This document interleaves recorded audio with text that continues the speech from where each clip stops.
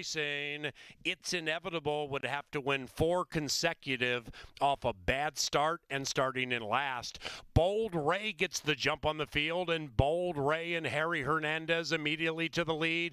Harry affords the one the opportunity to drift out to path 3, and that opens it up for a recovering It's Inevitable. And It's Inevitable last out of the gate, right to first place with 3/4 of a mile to go. Happy, happy, happy, right behind the leading 2. Outside of that, She's Got the Power, and the gray is actually Happy, Happy, Happy. Even Pandora is third and 2 lengths from the front. Up the barn side in the first of 10, moderate pace, It's Inevitable and Ruben Fuentes. Bold Ray and Harry Hernandez right alongside. Behind them, Even Pandora on the stretch out with Kelsey. Outside of that, She's Got the Power in the queue. Happy, Happy, Happy is the gray in tight quarters right now, having to check. Happy, Happy, Happy just lost 2 lengths, and they're off the far turn. AC Ducey, Bold Ray putting the neck in front. It's Inevitable dives on and fights on, trying to win 4 in a row. Happy, Happy, Happy is wide, but on the move to the outside of She's Got the Power. Even Pandora sneaks through to the inside. Bold Ray opens up by 2. Bold Ray opens up by 3. Happy, Happy, Happy outside. Even Pandora inside. The other 2 are of no consequence, and it's Bold Ray in bold fashion prevailing at 6-5. 1-4-3.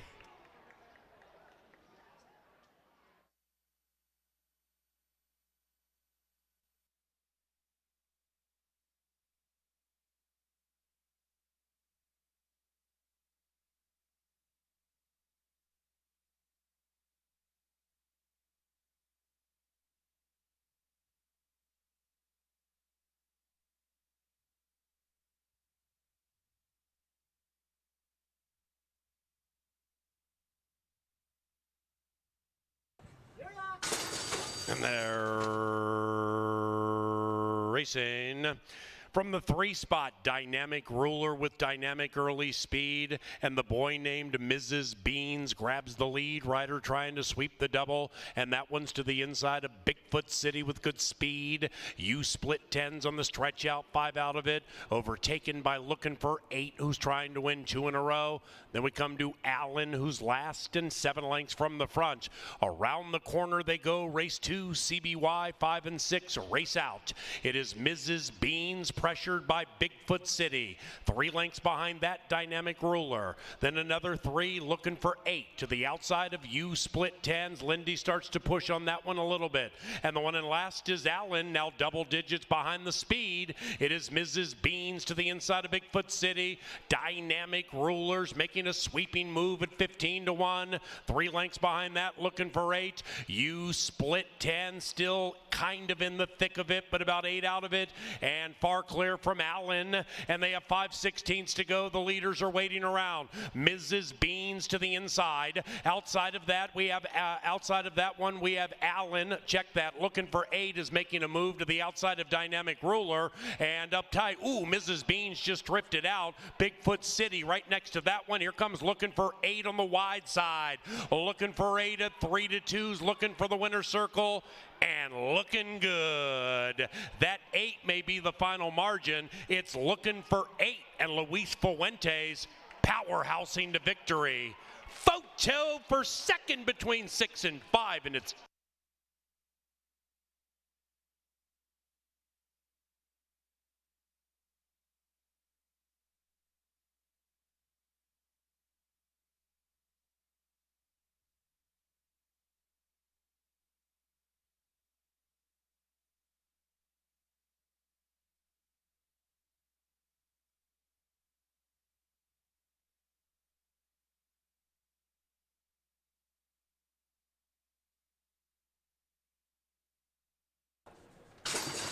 and they're racing in the Binky's Sister. Great beginning for Mo Moore, and Mo Moore bet down to 6-5. Immediately goes to the lead with Luis Fuentes. After that is Grunder, and Grunder races to the outside of Bon Dieu. And as they corner, the leader's going quickly. The field is well strung out, and in fact, way back in last is Procurator, and that one's about 15 lengths from the lead. Reset as they head up the Canterbury Park turf course. It is 4, 5, 3, 7, 8, 2, 6, and they're chasing a headstrong Mo Moore, and Luis Fuentes has a very tight hold on that 4, leading it by 4. In second is Grunder. Then we come to Bon Dieu. Outside of that, Silly Billy, 7 lengths from the lead, and about 12 clear from Slightly Crafty, who has been overtaken by Peripatetic. Then we come back to Procurator, who is in last, and in first is Mo Moore, bumping that margin to 6, and Mo Moore is sole alone in front. In second still is Grunder. After that, Bon Dieu. Then it's Silly Billy, 12 lengths out of it, but it appears Mo Moore has run them into the turf. It is Mo Moore by 7, and it's an ever-expanding 7. Grunder is next. After that is Bon Dieu. Late charge from Slightly Crafty for the bottom of the ticket, but Mo Moore and Luis Fuentes are gone. The people's choice prevails. It is 4, 5, 8 in race 3.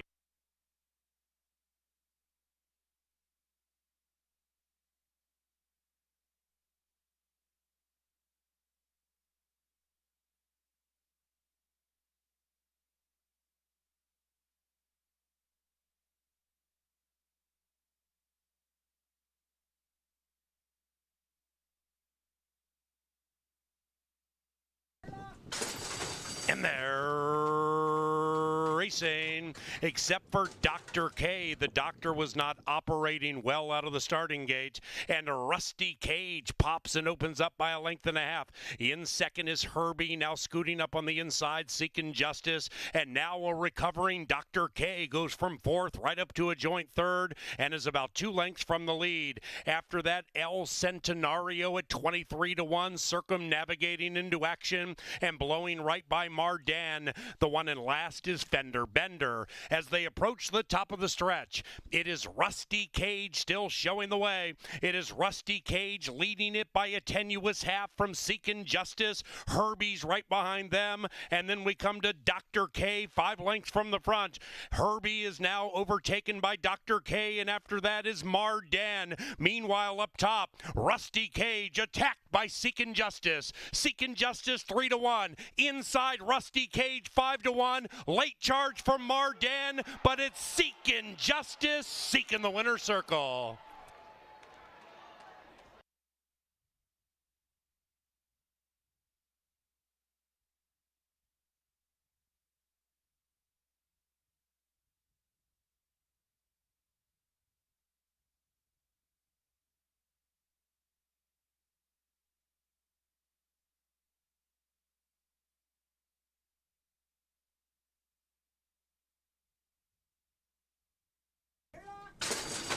And they're racing, styling and profiling off 4 steps slowly. Not the case for Start Singing, who hits the right notes out of the gate at 22-1. And Start Singing in the queue, open up by a length and a half. Golden Gopher is 4-5 under a tight pull.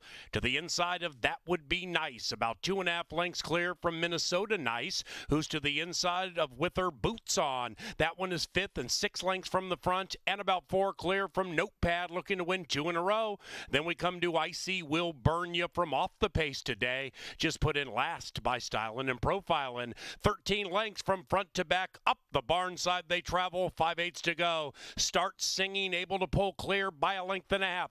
In second is Golden Gopher to the inside of That Would Be Nice. Right behind them, Minnesota Nice sequestered. To the inside of With Her Boots On, still 5th. Styling and Profiling last out of the gate, 8 from the front to the outside of Notepad. Icy Will Burn You at 10 lengths from the lead and coming with a run. Start Singing as company in the shape of the favored Golden Gopher. Start Singing, keeping Golden Gopher at bay for now. Minnesota Nice right behind them, waiting for the light of day. With her boots on, sweeps into action. Behind that one, that would be Nice. Inside styling and profiling, then it's Icy Will Burn Ya.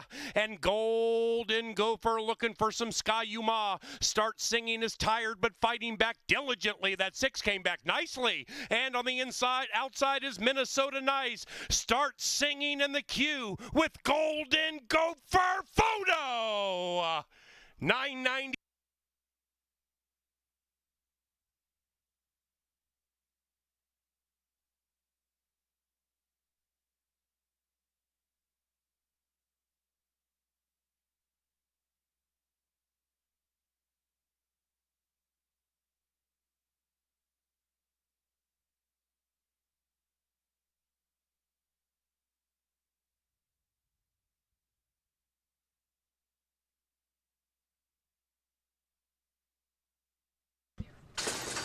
And they're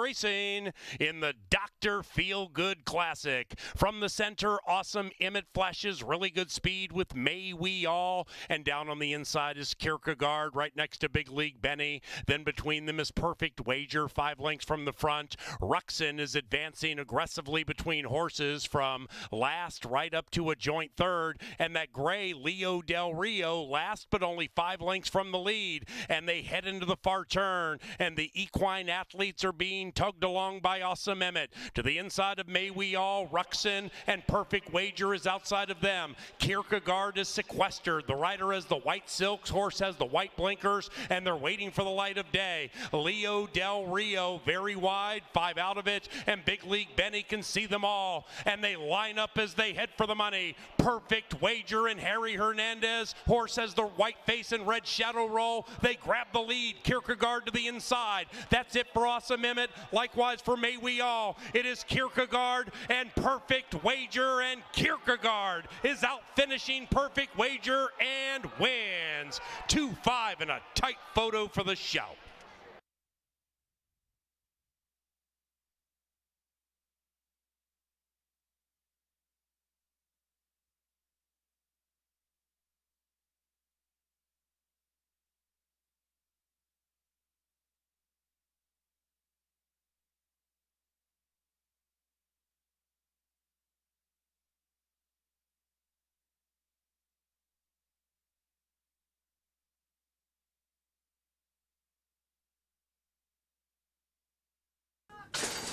And they're racing. Coastal Waters stumbled a bit shortly after the start.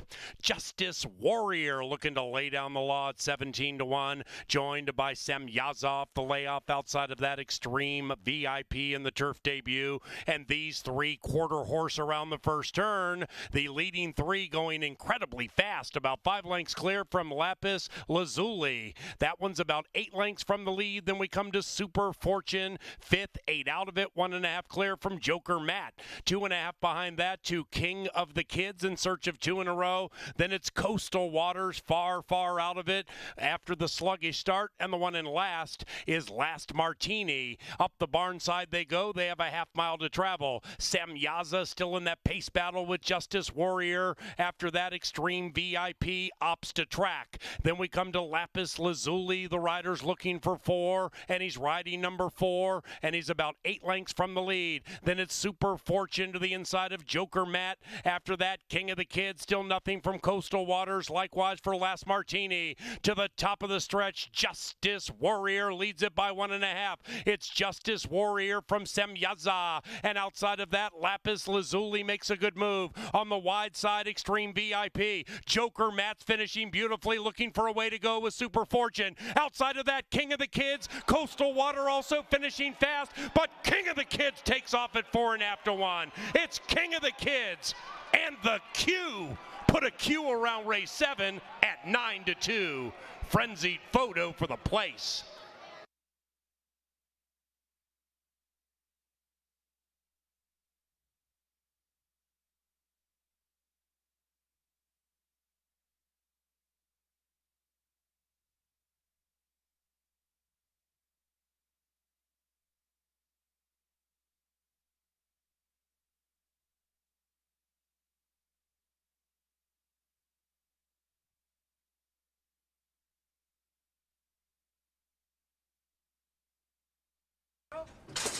And they're racing, and that spry 10-year-old Giant Gamble still has his early speed. He breaks very well to the inside, but so does Optimal Courage. The rider's looking for 4 and has the lead by a neck. Outside of that, Outrun the Posse. That veteran's good to go. Then we come to Row of the Sun. That 9-year-old's wide, but 3 lengths behind the favorite, and about 2.5 clear from Fayette Warrior. Then we come back to 2.5 to American Union with Hernandez beginning to advance. Likewise for Astonishing Tweed at 1,000,000 to 1. Then it's Rocked His Way, 8 out of it and blocked. And at the rear is Smooth Papa. Speaking of smooth, Optimal Courage. Luis Fuentes trying to win 4 and looking good. In second is Row of the Sun. Outrun the Posse is watching. Optimal Courage run right into the winner's circle. That's 4 victories for Luis Fuentes.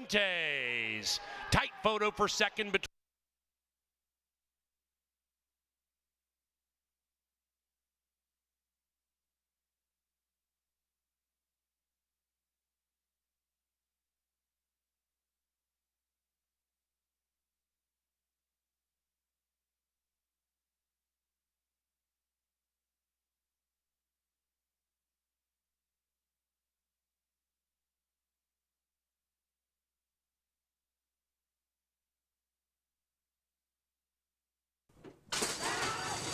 Racing. Captivate This got jarred around shortly after the start. Great start for Tommy Guns. Inside is Racy's Heart, and after that is Dugan Chapel Baby. Outside 5 Bar Fantasy wins at 6.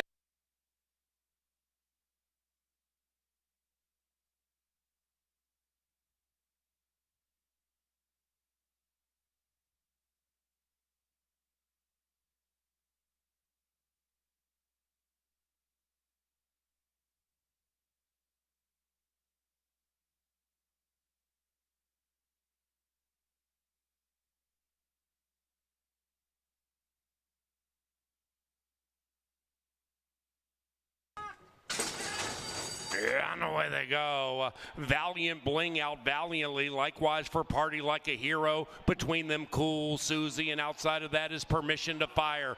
Valiant Bling. Valiant Bling. Number 1 is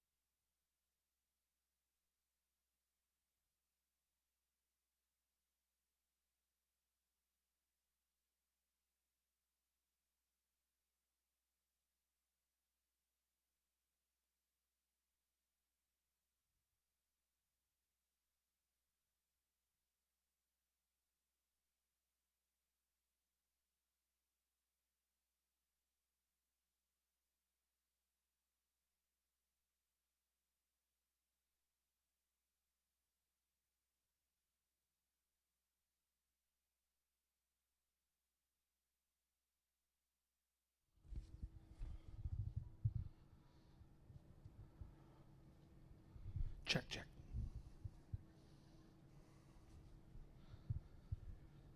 Ladies and gentlemen, please rise as Gina Zarletti leads us in the National Anthem.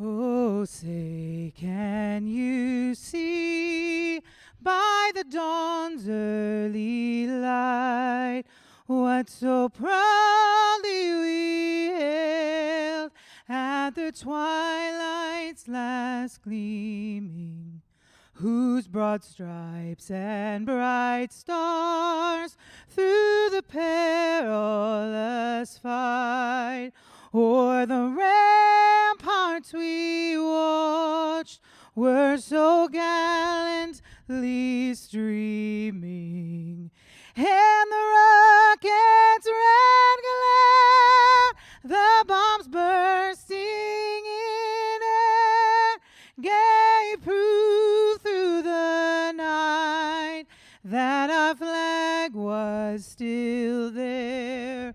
Oh, say does that star-spangled banner yet wave o'er the land of the free and the home of the brave?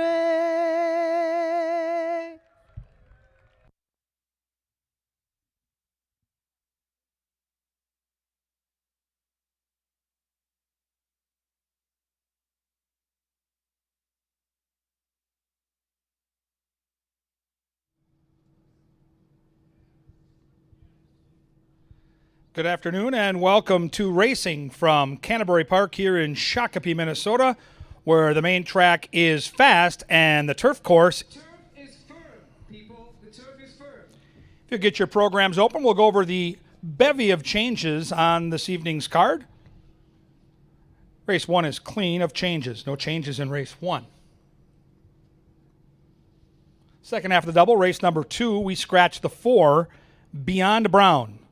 Race 2, scratch 4.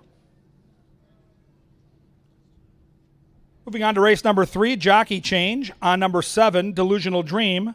Make the jockey Chad Lindsay. Chad Lindsay rides the 7 in race 3. Rider change in the 4th.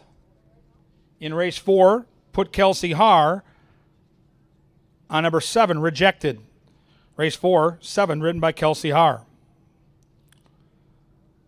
4 scratches out of race number 5. In the 5th race,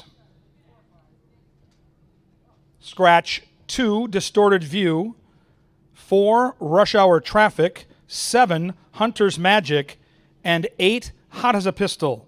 Race 5, scratch 2, 4, 7, 8. Moving on to race number 6, we have multiple changes. Scratch number 1, Simpson Bay, and number 6, Not a Cry. Make the rider Carlo Lopez on number 3, Keen Response. Lopez on the 3, scratch 1 and 6 in race 6. In the 7th race, put Luis Fuentes on number 7, The Green Crusader. Luis Fuentes on the 7. In race number 8, Luis Valenzuela rides the 5, Leslie's Gold.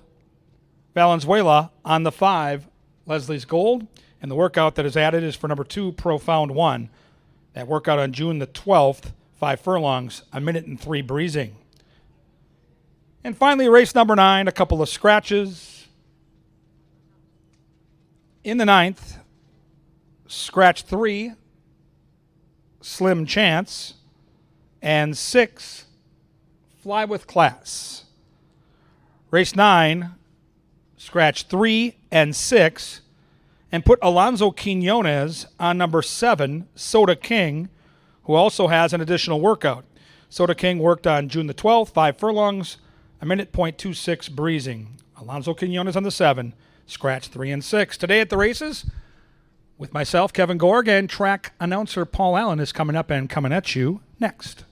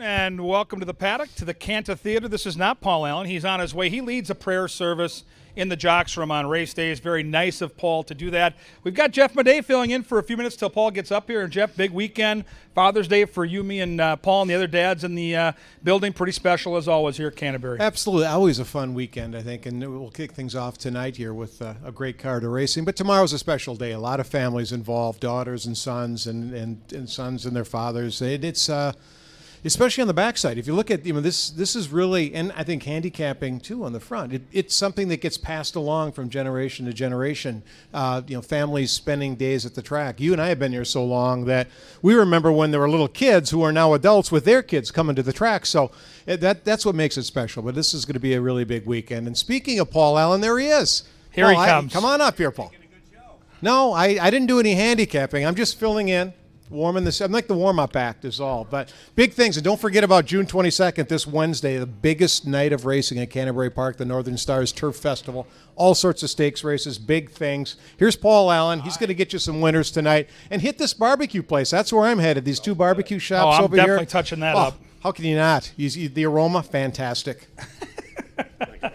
Yeah, Father's Day weekend. PA, you and I were talking, I think, last week about some of the traditions that we've fallen into. And Derek, your son, every year on Father's Day calls a race with you. It's hard not to get choked up watching. And I talked to my daughters today at a graduation party we were at about when they were just little, coming out to the paddock and what a thrill it was for them to see the horses, to be on TV. And I've got two of my three daughters coming out tomorrow to be a part of the festivities. It's a great weekend.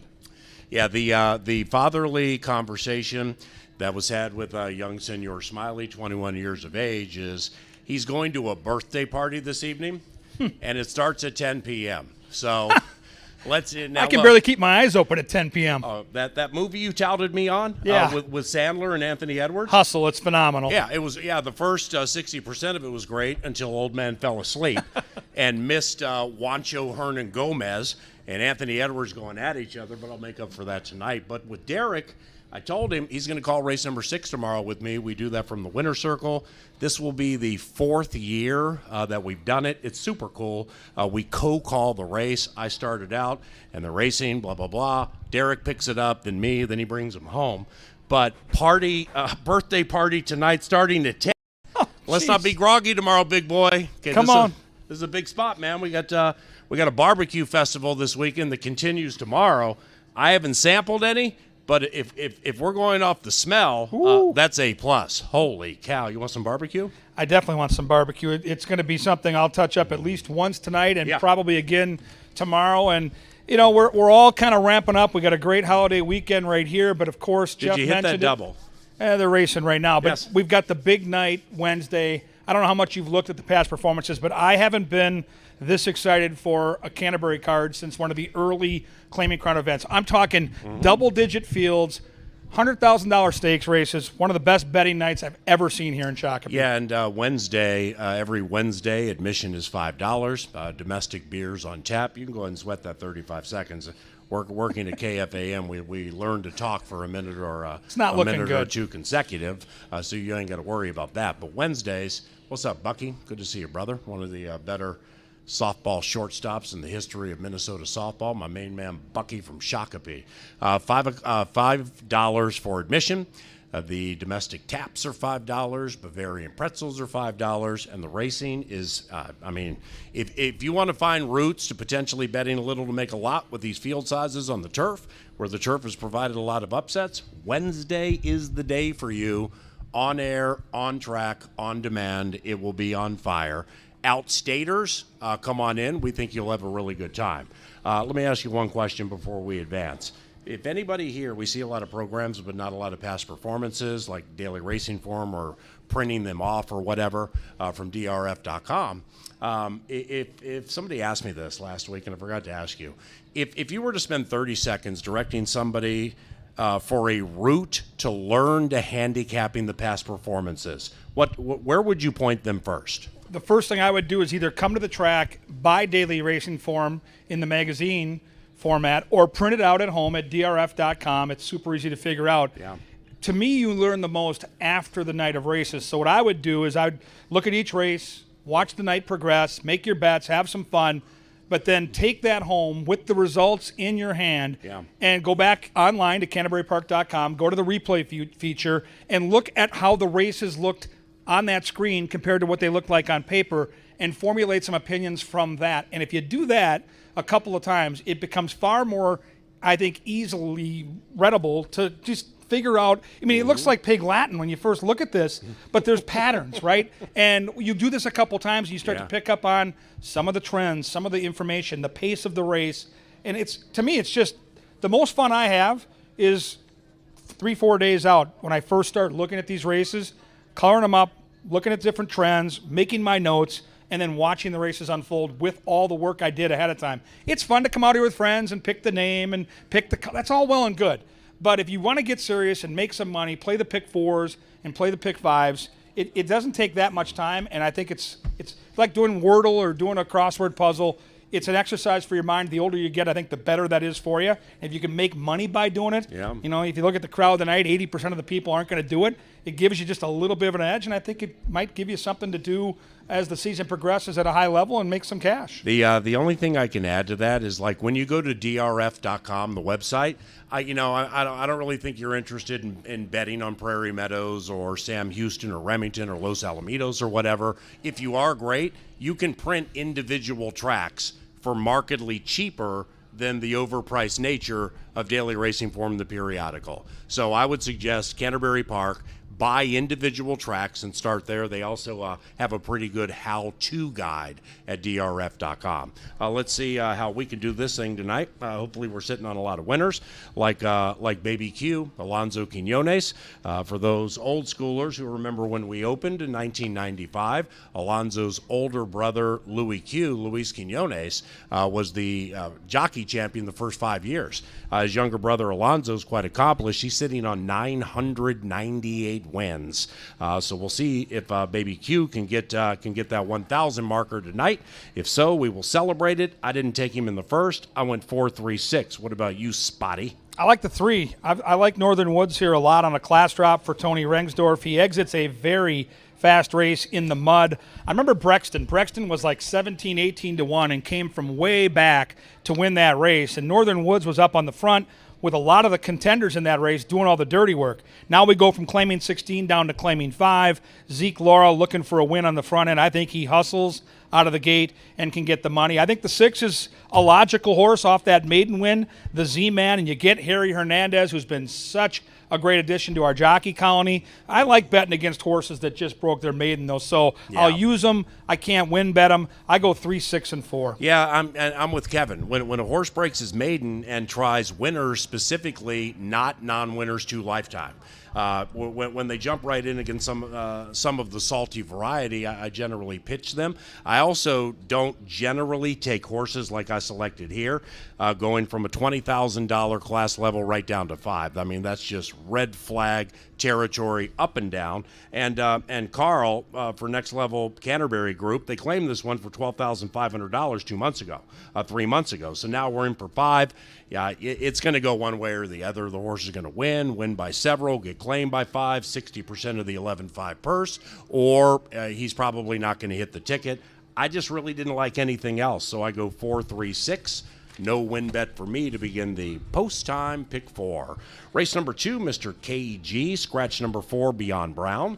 I Know Your Face is looking to win 2 consecutive. Crystal Conning has done a wonderful job in her full-time Canterbury debut. The morning line favorite here is Piper Rose. That's number 7 at 2 to 1 in the morning line. I picked that one second. I took the streamer, because we're part of the Steam team, along with Angela. Who'd you take?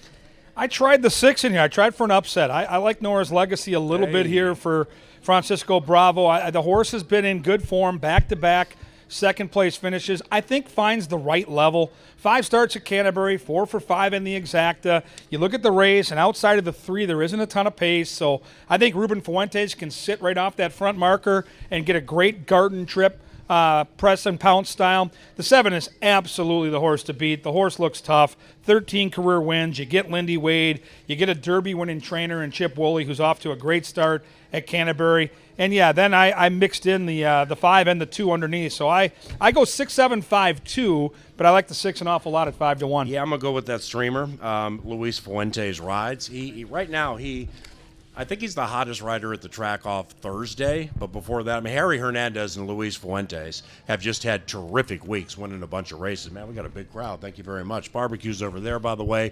Dave's Faves right inside there, only $2. He's red hot. Great with that, tip sheet. with that green sheet. Holy cow! But with the streamer, I guess I got Carl Broberg sweeping the early double, and this one starts for the second time at Canterbury and showed some life last time. Seemed to like the racetrack. Is 5 for 8 in the top 2 at the distance, and there are several in here and some contenders who aren't necessarily secure with this distance. So I have Broberg sweeping the double. I like how Luis is riding right now, and I look for Streamer to improve off his last. There was some traffic trouble too because there was qualification moving him up to second.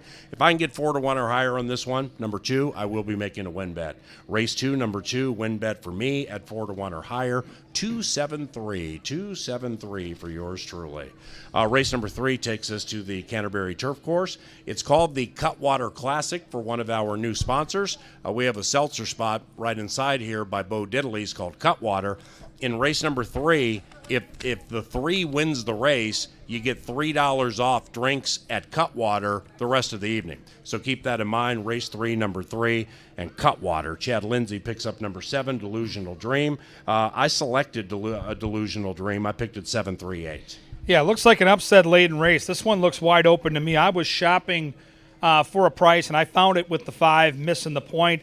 Alonso Quinones sitting on that milestone, might get it right here. He's got early speed, second off the layoff. The turf races in Chicago last year weren't that bad. Yeah. I think this horse is going to be a price, and I think this horse has a chance to shake loose on the front end. I didn't see a lot of speed in the early part of the race on paper. I've got a 10 to 1 in second. The 8, Planetary, Lindy Wade for Oscar Flores. This horse looks like he's in pretty good form on the stretch out. That big class drop from Maiden Special down to Maiden Claiming. And then I've got the 9, Intense Company, the favorite. But, man, this looks like a race. If you want to bet a trifecta or superfecta, you can get paid if you find the right couple horses here. Yeah, if my selection wins this race and you have a $2 win bet, this horse will get you $26 minimum for $2. The connections, with all due respect, nobody ever bets on these connections. The thing for me with Delusional Dream is one of 2 things is going to happen here. I mean, she jumped on the turf last time, and in going from ages 2 to 3, okay, now this will be her 6th start as a 3-year-old.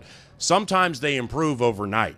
She jumped out of her skin last race. I mean, she had never done anything near that, so I don't really care to whom she lost or what the final time was. I don't think we have world beaters in here. If she improves or runs that last race, and again, it came out of nowhere at 19 to 1, I think she's going to win. So therefore, I'm going to take Delusional Dream in what is an upset-laden race, like KG said. I think Summer Swinger, bred beautifully for the turf, can jump up off a. If you throw out Summer Swinger's last race and go back 2 races, then this filly's right in it. She's bred for the turf too, so I'm going to put her in there. KG talked about Planetary. I got her in there, and Missing the Point, number 5 with Q. So those are the 4 that I'm going to use in my pick 4, and I'm going to take a stand against that 9. If the 9 wins, then I'm bounced. But for that 50-cent post-time pick 4, KG, I'm going to try to make a little money here and get a long shot, 7-3-8 for me. Closing that pick 4, 50 cents, nation low 10% takeout, more money for you. Number 7, Name Rejected, is now ridden by Miss Kelsey Haar. Storm in Hong Kong, 9 to 5, is the morning line favorite. That's where my pen fell when it came to first. I'm going to take this Maryland-bred first, 3, 4, 5. Yeah, I think the 3rd race is wide open. You can go 3-4 deep with confidence and half to spread with long shots. I think the 2 favorites in the 4th just have this race over a barrel. I settled in on the 6, Lonely Private, who's got early speed. There is other speed, specifically the 2 and the Oscar. 5. Oscar's Oscar. fast, man. Fast. So the 6 has to work out a trip because if not, the 3 will come storming. But I do think it's Hey. either the 3 or the 6. And if you play a pick 4 and you play both the 3 and the 6, you've got the front end and you've got the back end with the closer covered. So I go 6-3-1, and I'm going to go skinny at the end of this pick 4 because I think we've got some prices in the first 3 legs. You see Johnny the Mouse Mickelson, captain of the 83 Wayzata Club hockey team and the man who runs our TV department. You saw him down here for a few seconds, right? Absolutely. And then you saw the boss, Randy Sampson, come up next to him, right? Yep. That's because Mouse is so hot right now. We just gave him a card key to the money room. He has been on and fire. just said, go in there for 3 minutes and take as much as you can. You get to keep your job, but then leave. You're way too hot today. So if you see the Mouse, man, he's on fire. He was today. hitting races at Ascot this morning over breakfast. I know. Well, he tried What to a great do way to start the day. Tried to do a chalk all odds at Royal Ascot until it cost $260, and then he went to Quinella's and Yeah, those 30-horse fields will get a little spendy over there. yeah, Mouse is killing Royal Ascot so badly. The Queen called him and said, "Stop betting us." So this boy's on fire. Storm in Hong Kong. Let's go, Chris Richard. How about 7 for 17 in the top 2 for Team Richard? This one ran a very, very nice race last time, losing to Scent of Success. It was a pretty nice horse. Final time in the race, OG is only 109-3. Harry Hernandez gets the call here as Luis Fuentes goes over to the Broberg. So this that's conspicuous. But Richard and Harry, they've hooked up this season, and they already have 2 wins. I'm going to give Storm in Hong Kong a chance. I'm going to bet this horse to win at 2-1 or higher. Happen to like it quite a bit. I also like Ricky B, number 4. Those are 2 I'm definitely using to close that pick 4. Who'd you take again? On that race, I took the closer or the speedball, Lonely Private. Yep, Again. got to put KG's horse in there, and also Astronaut Oscar, because he does have a touch of class. Maybe a little off now, but Oscar is classy, and he's made a fair amount of money. His last 2, though, he's really regressed. 3, 4, 5 for me. 3, 4, 5 for me. Race number 5, we go to the turf, and sadly we have some scratches in here. Scratch numbers 2, 4, 7, and 8. 2, 4, 7, and 8. Oot of race 5. And no rider changes. What you going to do here, brother? I think it's going to be real tough to beat the 3. You get the red hot Joel Burnt. You get the red hot Luis Fuentes. You get a horse that's raced 5 times on our turf course, 3 wins and 2 seconds. So never out of the exacta. So if you're playing this race, and I'm going to mix up a couple of horses in my pick 5 because this is leg 1, but there will be a ticket where I single this horse. And then when I play trifectas and superfectas, I'm keying the 3 horse on top. Try to get cute underneath, mix in something goofy. But I think Let's Skedaddle, of all the races tonight, this is the horse I feel most confident will win. I love Let's Skedaddle. I go 3, 5, 9, 1. I'm going to try to get that 1 into the tri or super with the scratch of the other speed, the 4. I think maybe the 1 with Kelsey can hang in there after taking the lead, but I think the 3 dominates. Third off the layoff, too. And Minnesotan Let's Skedaddle. You know, generally when they go against Open Company, I want to see a victory in the past performances before I bet my money. And you got that last time. The Minnesotan beat Open Company at a class notch below the optional claimer 12 or 12.5. Now, BJ Spirit comes out of a race that is this level. So this filly off a little baby layoff has faced this level, and also from a turf standpoint, has turf pedigree and a couple of victories and likes the distance. I really like Lindy Wade on this horse. I think he fits the filly perfectly. And Wade Rarick, that's my guy at Canterbury. I don't follow him closely at Phoenix, but man, Wade does some sneaky good work here. Because he's not one of our top trainers generally from a win standpoint. So this is beautiful. That's the beauty of horse racing when you start learning how to handicap from the past performances. Kevin's shipping it in on number 3, Let's Skedaddle, and I'm making a big win bet on number 5, BJ Spirit. We'll make sure to stay away from each other in Jeff Madey's press box during that race. 5, 3, 1 for me. 3, absolutely the one to beat.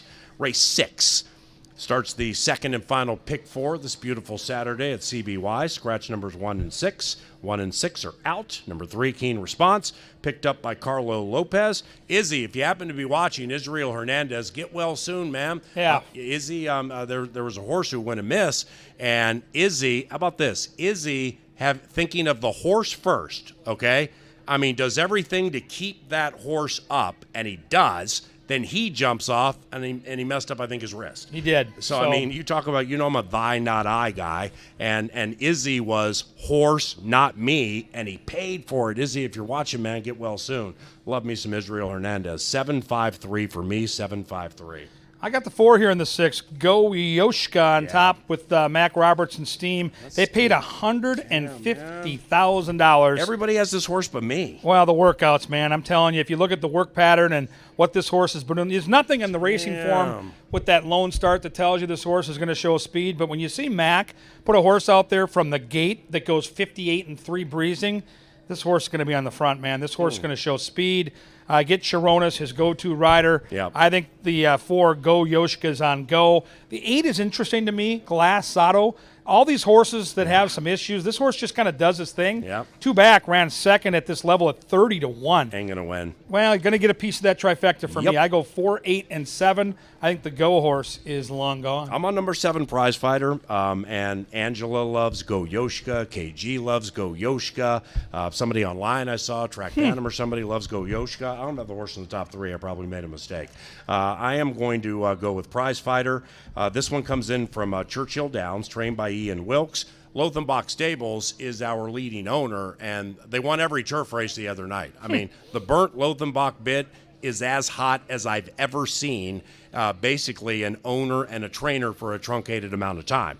This one does have early speed, which I think you need, but Prize Fighter's been putting on the brakes at about the top of the stretch. But those were in races for 118K and 100K. This one's for 30. I'll take my chances. 7, 5, and 3 in race 6.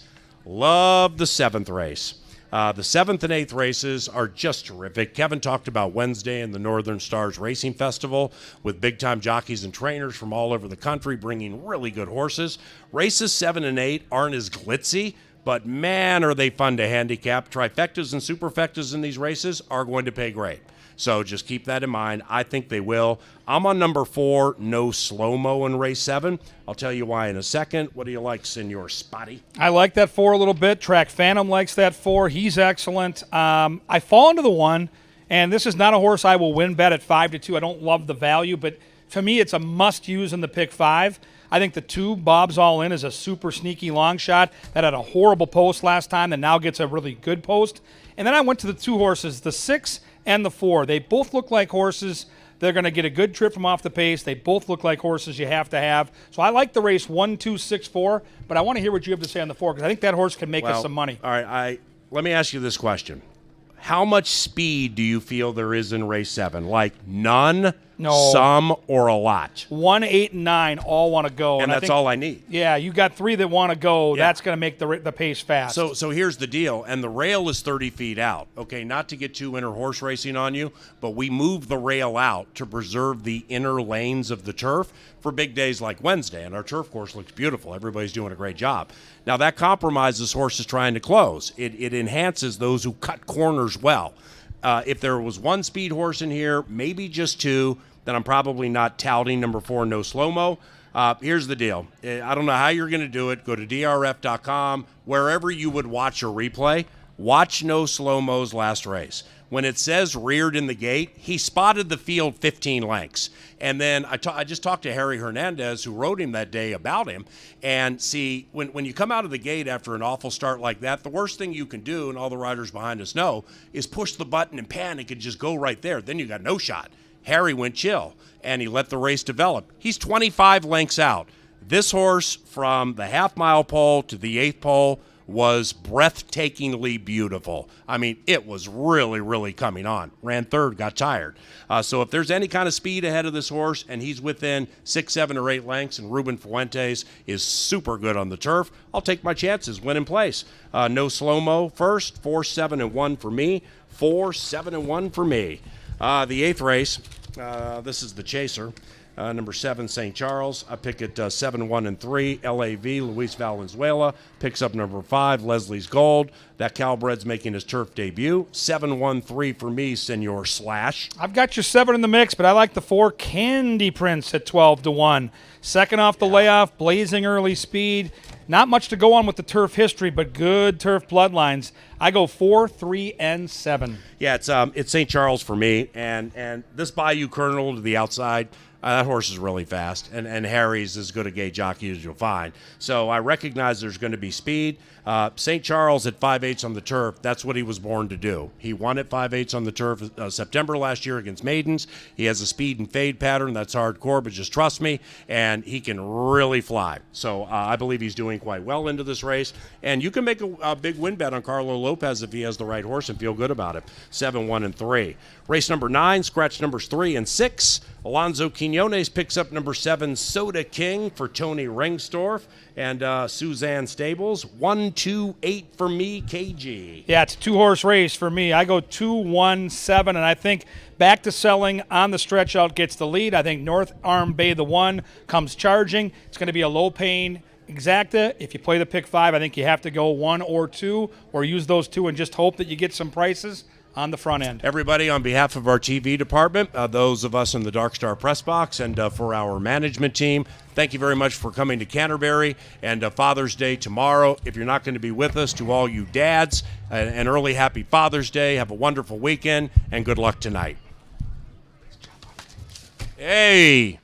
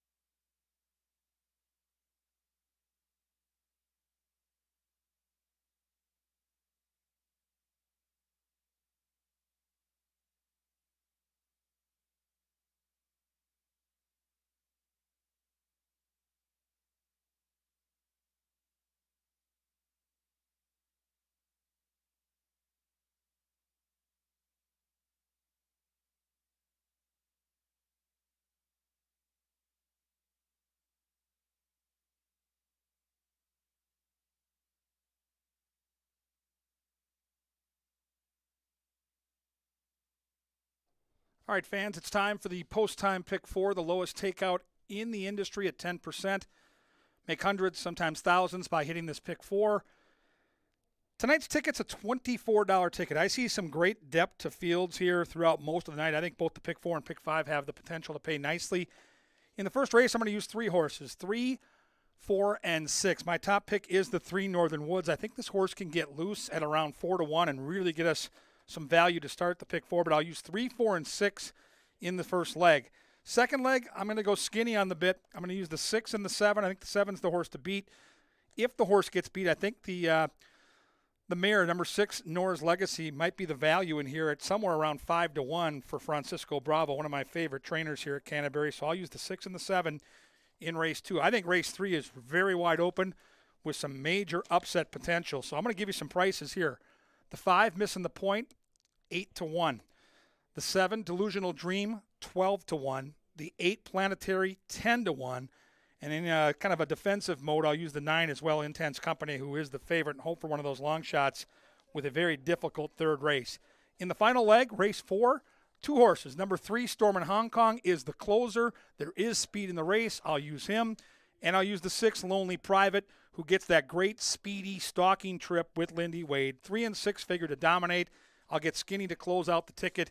It's only $24. 3, 4, 6 with 6, 7 with 5, 7, 8, 9 with 3 and 6. $24 investment. It's the post-time pick 4. 10% takeout, lowest in the industry. Now, folks, you can't win it if you don't get in it. You got 2 minutes to put your pick 4 tickets in. It's an awesome card. Happy Father's Day to all the dads out there. It's your weekend. Now let's make some money.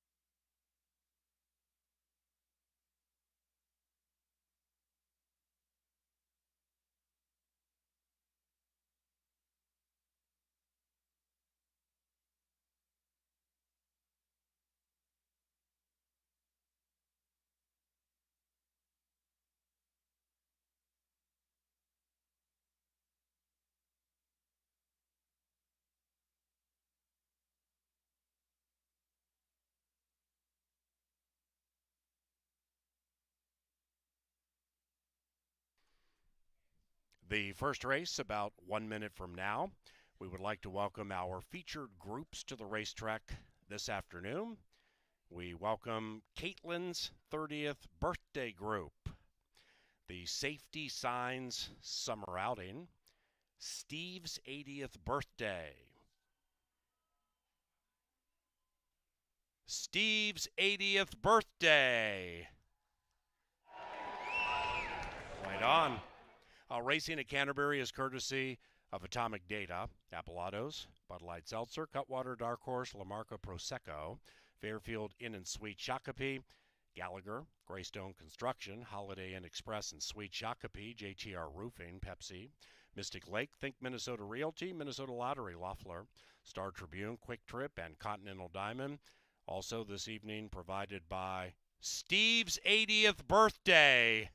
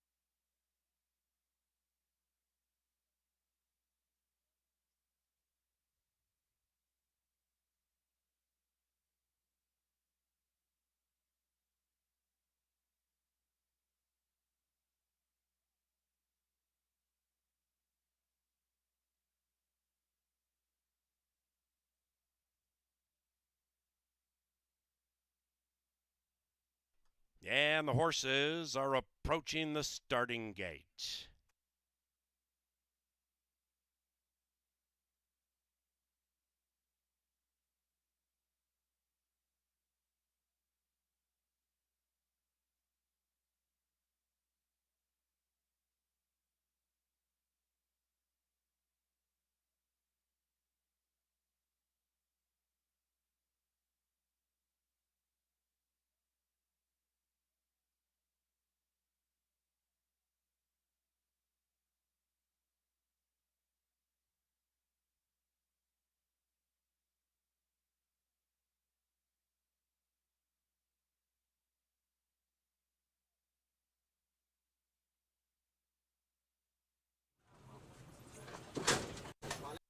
They've reached the starting gate. It is now post time for Barbecue Festival weekend at Canterbury Park. If you missed the Barbecue Festival setup, it's adjacent to the paddock on the other side of the Canterbury racetrack. Give it a try. Good luck. Consternation.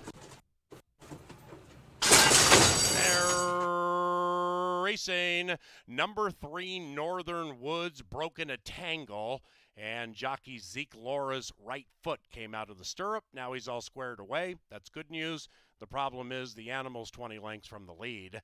The Z-Man and Harry Hernandez have jumped them out of the gate.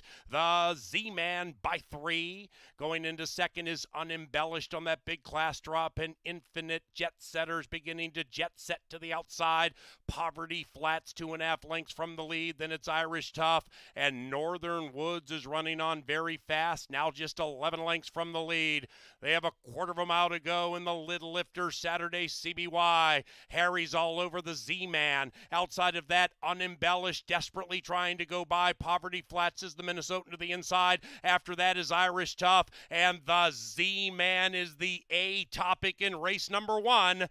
The Z-Man from Poverty Flats, and Harry has taken them gate to wire, 6-5-1 in the opener.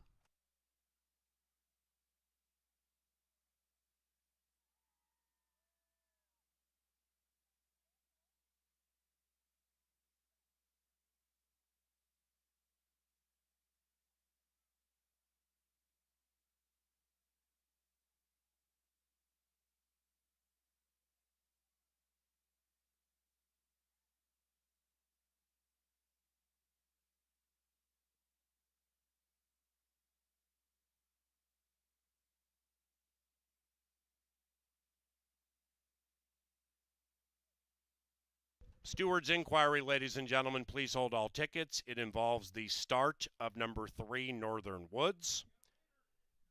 We have a general steward's inquiry into the start of number 3, Northern Woods. 6, the Z-Man first. 6-5-1-4. It was not chalk all odds. The winner was claimed by trainer Tony Rengstorff for owner Lance Hewald. It's a $5,000 tag. Winner to Rengstorff for Hewald. Start of race number 1 under scrutiny.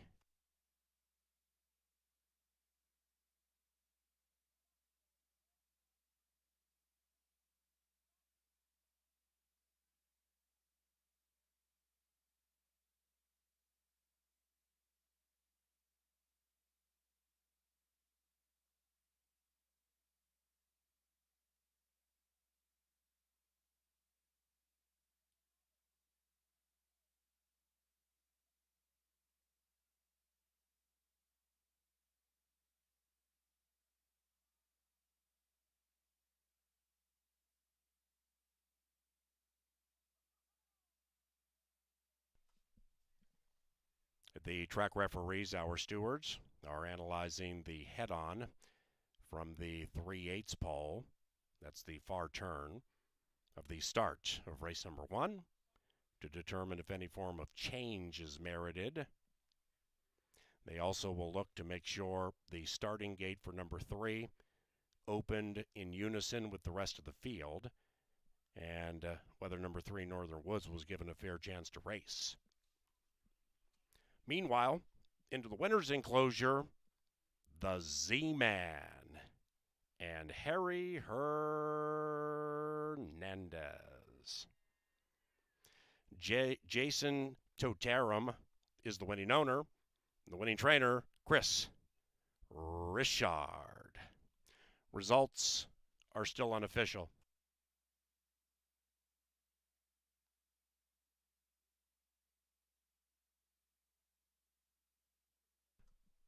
No change to the final order of finish, ladies and gentlemen. In the estimation of our track referees, the stewards, as you will see here, number 3's gate opened in unison with the rest of the field. The assistant starter did his job expertly, and number 3 Northern Woods caused all of his own problems and is deemed a starter.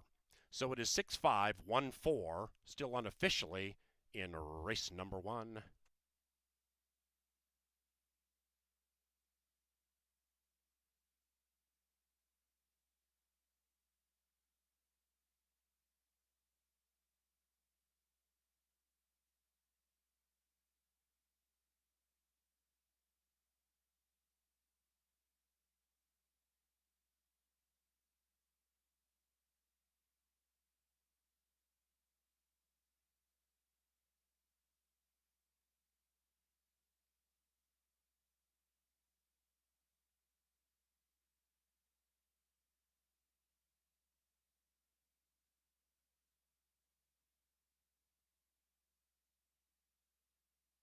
The first at Canterbury Park is official.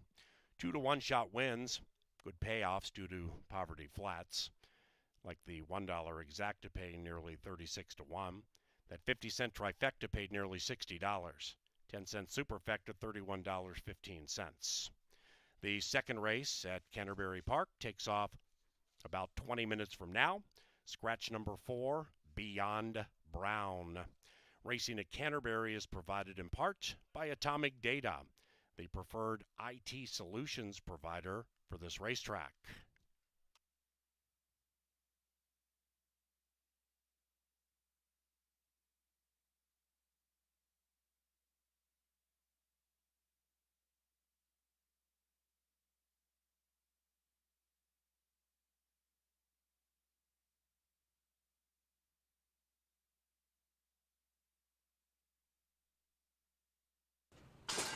And they're racing. Number 3 Northern Woods broke in a tangle, and jockey Zeke Laura's right foot came out of the stirrup. Now he's all squared away. That's good news. The problem is the animal's 20 lengths from the lead. The Z-Man and Harry Hernandez have jumped them out of the gate. The Z-Man by 3. Going into second is Unembellished on that big class drop, and Infinite Jet Setters beginning to jet set to the outside. Poverty Flats 2.5 lengths from the lead. Then it's Irish Tough, and Northern Woods is running on very fast, now just 11 lengths from the lead. They have a quarter of a mile to go in the Lid Lifter Saturday CBY. Harry's all over the Z-Man. Outside of that, Unembellished desperately trying to go by. Poverty Flats is the Minnesotan to the inside. After that is Irish Tough, and the Z-Man is the A topic in race number 1. The Z-Man from Poverty Flats, and Harry has taken them gate to wire, 6-5-1 in the opener.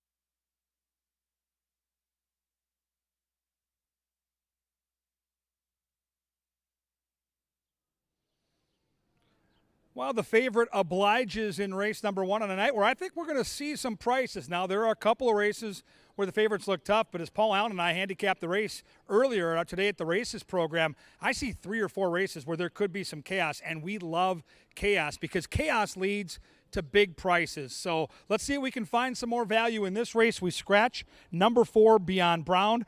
These are claimers, fillies and mares at the $5,000 level, and I've talked about this a lot on the mic over the years.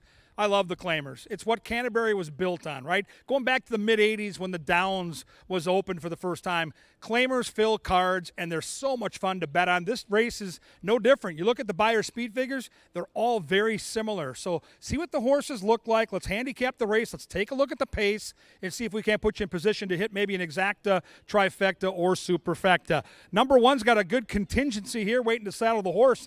This is Starlight Twist, a big closer. The horse likes to lay back early and make one run late. And boy, Harry Hernandez has been a great addition to the jockey colony here. It's a deep, talented pool of men and women that ride the horses. He was the champion rider out in Arizona this winter. He'll save ground early. There's pace in the race and try to make one move late. On the board, Starlight Twist is 5-1. Number 2 is Streamer, Paul Allen's tout. Slight drop in class, good third-place finish last time after kind of a troubled trip. You can go back to watch that race at CanterburyPark.com. Click on the replay tab and take a look. This horse was in some traffic at a critical moment in the race. So I think the 2 could jump up and run a big race tonight. And you look at the tote board, hot trainer, good horse off a troubled trip. Streamer's 5-1. 3 might be the early speed in the race. This is I Know Your Face. And last time, Crystal Conning rode this horse to a brilliant victory going shorter. They won it 16-1. Now they stretch out. Conning back aboard. She's brought in some good priced horses here. She's shown that she can ride them up fair and square. And fans are buying it too. 8-1 morning line. This horse has been bet down a bit to 5-1. Number 5 is Midnight Garden. Carlo Lopez gets the call for the Silva gang, who's starting to heat up. Turf to dirt on a class drop. Those are all handicapping angles. Sometimes when horses leave the turf and go back to the dirt, they can jump up and have a kind of a form reversal. This horse has stalking speed, good barn, solid connections here, and a good price at 4-1. My top pick in the race will be the 6. I'm going to try Nora's Legacy here for Francisco Bravo. Ruben Fuentes gets the call, and I like the record at Canterbury. 5 starts, 2 wins, 2 seconds, so 4 for 5 in the exacta. When I build my trifectas and supers, I'm going to have that 5 all over my tickets. I think the horse gets a good trip. The 3 is going to the lead. I think the 6 sits just outside the 3 and can pounce when the real running starts around that far turn. The horse to beat is the 7, Piper Rose. You get Chip Woolley. The trainer won a Kentucky Derby with Mind That Bird. The jockey's Lindy Wade. He won our championship in the saddle last year, so lots to like. Late Steamer. Likes to lay back early like the 1 horse and make one big run late. I could not put together a try or super without using the 7, but I don't know if the win bet at 2-1 is the value right now up on the board. We'll see if Piper Rose can come get the money. Very wide open race, very cool race to handicap. Race 2 at a 1 mile distance. Fillies and mares, the claimers. Right now they head down the bridle pass. Soon they'll be on the track to meet the bugler. In about 10 minutes they'll be at the gate, and then they're gonna get it on. Good luck.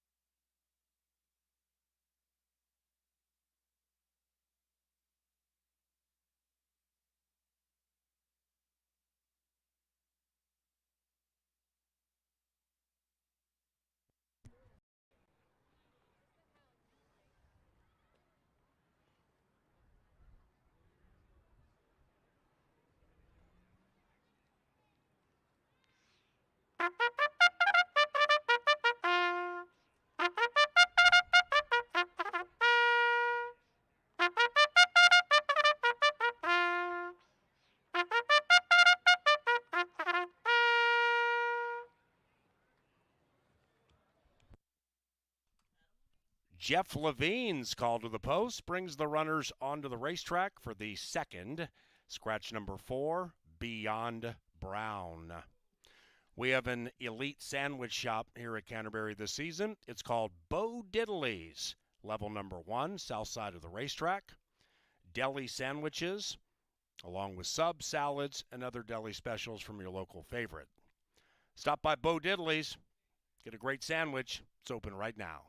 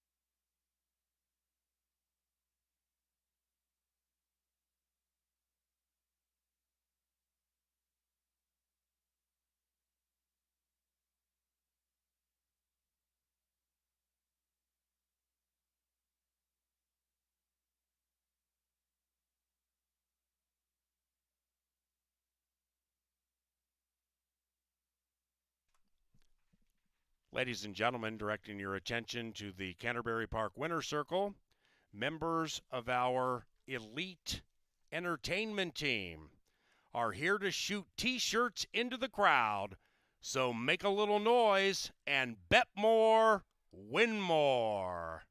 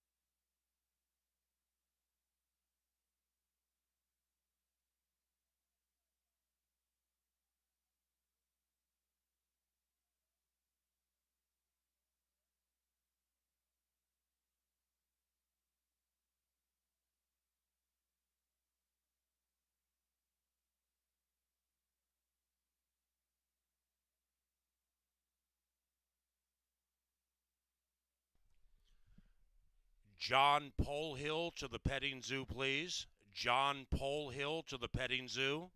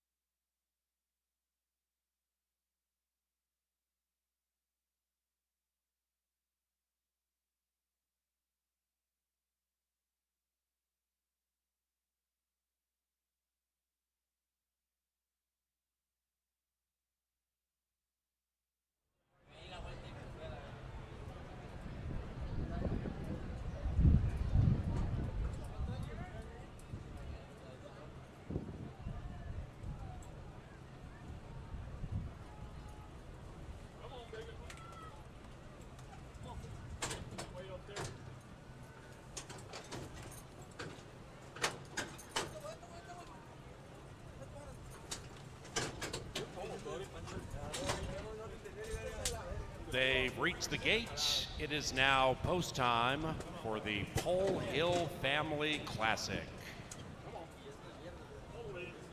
Last one in would be Piper Rose. Don't get shut out. 8-5, Piper Rose. Midnight Garden, 9-5. Here they come.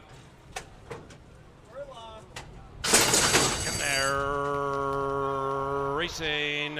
Midnight Garden comes out of the gate fast, and so does I Know Your Face in search of two in a row.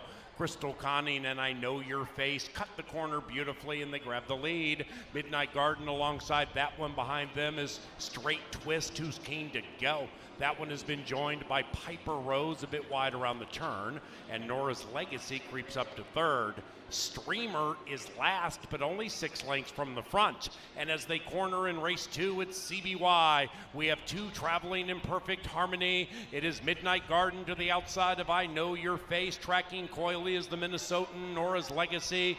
Straight Twist, make that Starlight Twist right behind them, 3 lengths from the lead. Piper Rose comes under a ride. 5 lengths from the lead. Piper Rose shoved on by Lindy, and Streamer can see them all. Into the far turn, Midnight Garden is threatening to run away. Midnight Garden trying to dispose of I Know Your Face.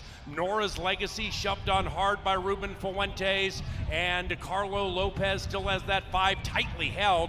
Might be struggling with the turn a bit with a quarter of a mile to go. Then we come to I Know Your Face. Streamer is doing nothing, and Piper Rose has gone back to last at 2-1. And Midnight Garden, the favorite, now is shaken up, and Midnight Garden is given her head, and she responds, opening up by 3. Starlight Twist is surging a bit in second. Then it's Nora's Legacy and Streamer, but nobody is catching Midnight Garden, who is gone. The People's Choice jumping all over the track, did so impressively, 5-1-2.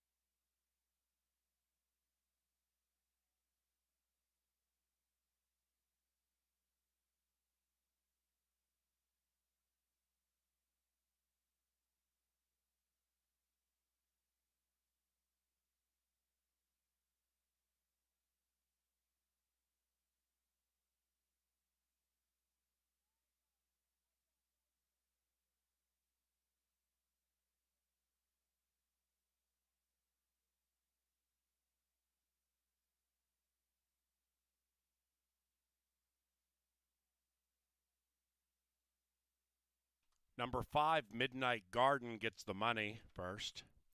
5-1-2-6.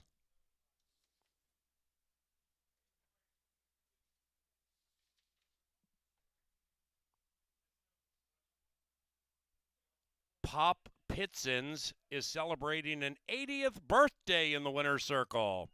It's Pop Pitson's 80th lap. Happy birthday, Pop.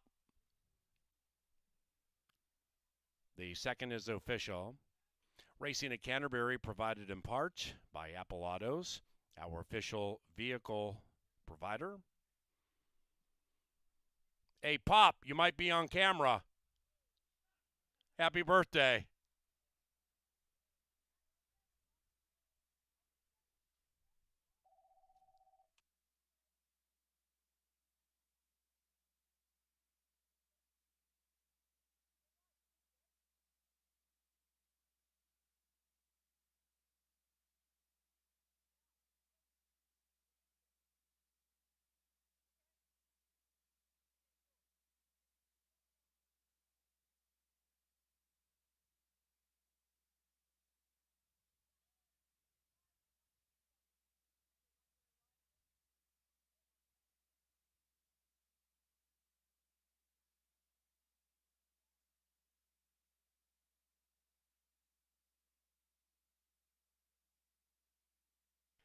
We had 3 claims in race number 2. 3 shift homes. Number 2, Streamer, claimed by Bruce Sanderson. He is the owner-trainer. Number 3, I Know Your Face, claimed by Jonathan Wong. He is the owner-trainer. And number 7, Piper Rose, claimed by trainer Oscar Flores for Danny Caldwell. There was a two-way shake for number 2, Streamer. Nobody tagged the winner, 137.58. And here she is, Midnight Garden and Carlo Lopez. The winning owner and trainer, Jose Silva Jr.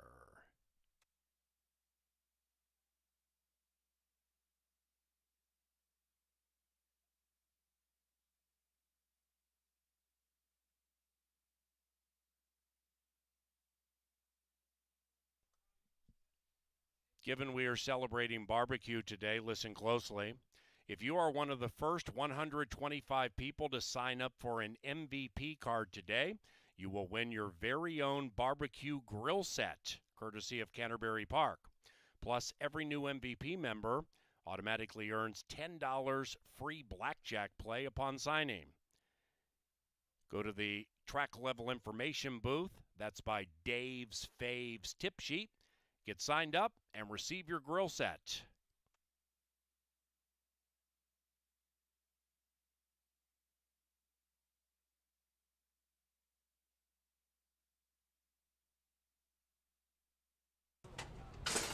And they're racing. Midnight Garden comes out of the gate fast, and so does I Know Your Face in search of 2 in a row. Crystal Conning and I Know Your Face cut the corner beautifully, and they grab the lead. Midnight Garden alongside that one behind them is Starlight Twist, who's keen to go. That one has been joined by Piper Rose a bit wide around the turn, and Nora's Legacy creeps up to third. Streamer is last, but only 6 lengths from the front. And as they corner in race 2, it's CBY. We have 2 traveling in perfect harmony. It is Midnight Garden to the outside of I Know Your Face. Tracking coyly is the Minnesotan Nora's Legacy.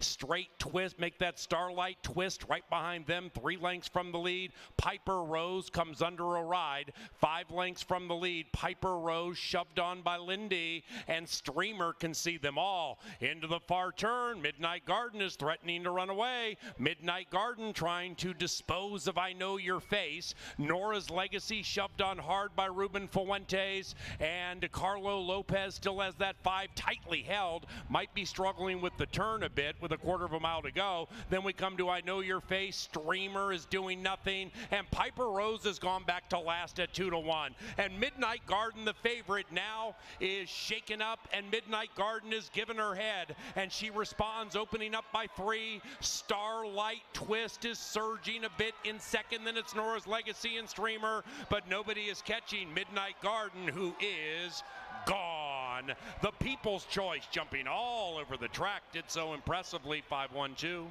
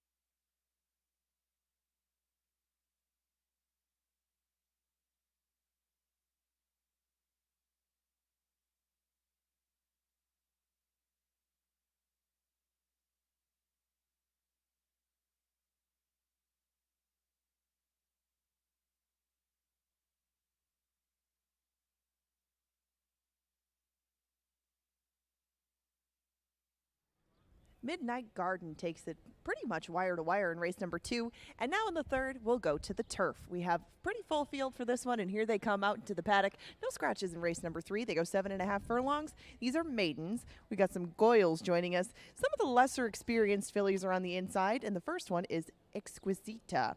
She's 2 starts into her career. Both of those were sprints at Will Rogers. She's going to do a lot of different stuff today. She's going to go around 2 turns. She's going to be on the turf course. She'll be up here for the first time. She has nice work leading into this one, too. They were kind of a little on the loafy side until that last one. That was a bullet on June 10th. This one should be at least involved in the pace, you would think, coming out of those one-turn races. Right now, she's 10-1, makes a good impression down here in the paddock. Moving on to number 2, Annie M. She, too, makes a very nice impression down here, as she did last time when she finished 5th. It was kind of an even race that day. That was her first foray over the turf this year, her first time going 2 turns as well.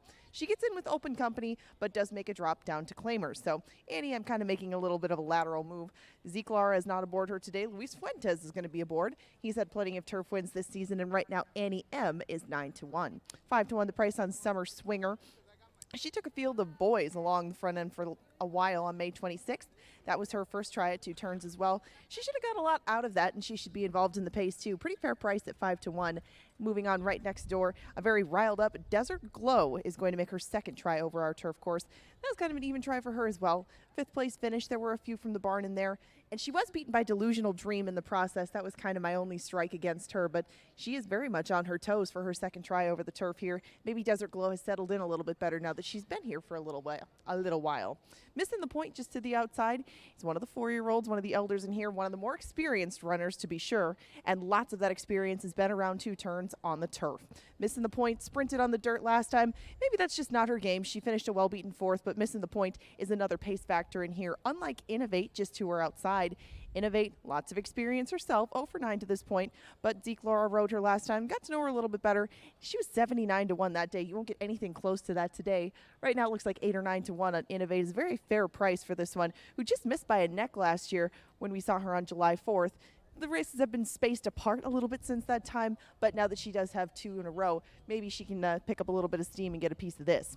Delusional Dream is ridden by Chad Lindsay. Remember that chalk change to Chad Lindsay, as Izzy Hernandez is not riding today. This was my top choice in here, and she has taken money from the start. Delusional Dream found some trouble in the stretch last time, but still came rolling on the outside. It just missed by a neck behind Cupid's Love and Scarazano. Planetary, just next door, is going to stretch out in distance. It'll be her first time doing so. Lindy Wade hops aboard this one. She's taking a little bit of money, too. The one who is not is the one on the outside, Intense Company, making her first start of the year. Of course, she left off on New Year's Eve, so I guess that's not a big deal. Intense Company, though, is trying our turf course for the first time. Doesn't have the fastest works leading into this, but she does make a big drop in class from 30,000s at Fairgrounds to 16,000s here. The third race field is headed out to the track right now. We're 9 minutes to post. Very evenly matched group, as you can see on the board. It's a parimutuel puzzler, as Paul Allen would say. The Gork Power Play is coming up next as they head out to the track for the third.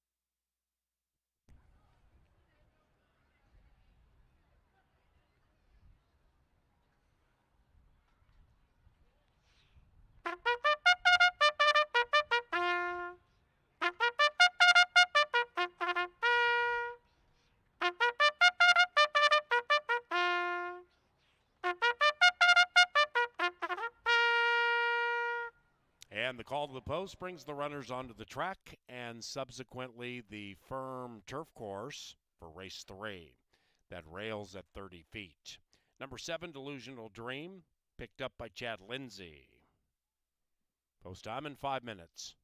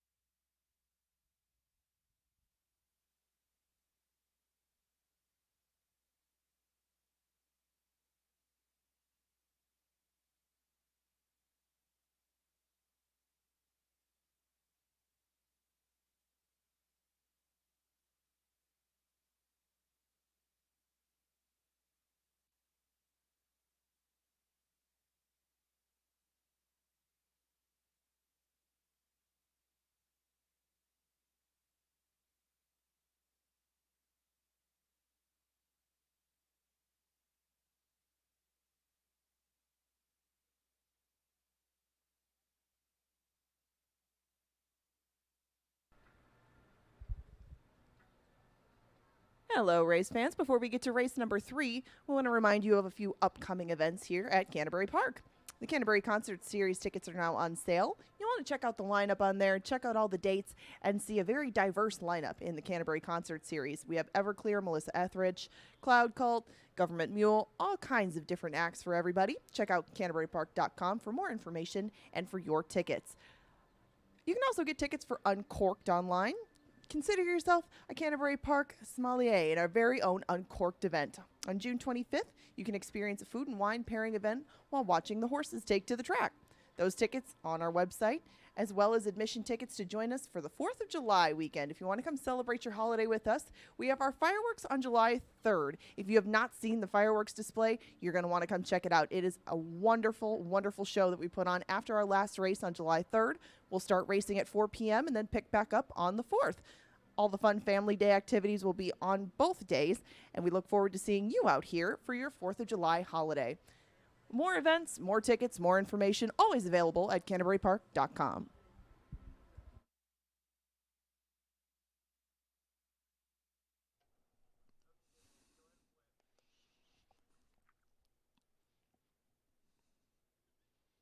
Kevin Gorg with you up in the press box as we get ready for our power play of the day. Time to find a winner. Time to find a horse you can put on your Pick 5 ticket with confidence. We're going to go to the lucky last. Race number 9, number 2, Back to Selling. Here's a couple of points about this horse. Number 1, it's trained by Joel Burnt. You can see he's winning at 35%. That's very good in horse racing. Number 2, sprint to route. This is where horses are going from a sprint race to a two-turn race. Very difficult for horses to do that. Joel Burnt wins at a snappy 23%. What I liked about this horse is the way he ran on in his debut. Muddy track, fast time, 103-3. Half Pot was a very well-meant first-timer. But let's watch within the race how this horse ran. And I really like, whoops-a-daisies, I really like the way the horse picked up the pieces here. And, yeah, we're having difficulties with the replay. But I'm going to tell you right now, the horse sat off the pace on a speed-favoring track and really made a nice move around that far turn. Now the extra ground, bred to handle it. Again, Lothenbach Stables, one of our top owners each and every year. A couple of horses are going to go favored. North Arm Bay, the one, is the closer to Fear. Back to Selling on the stretch out is the speed. You get Luis Fuentes in the saddle. He won 4 races on Thursday. I think Back to Selling's in a good spot. That's the power play. We're going to score tonight. Join us. Didn't go.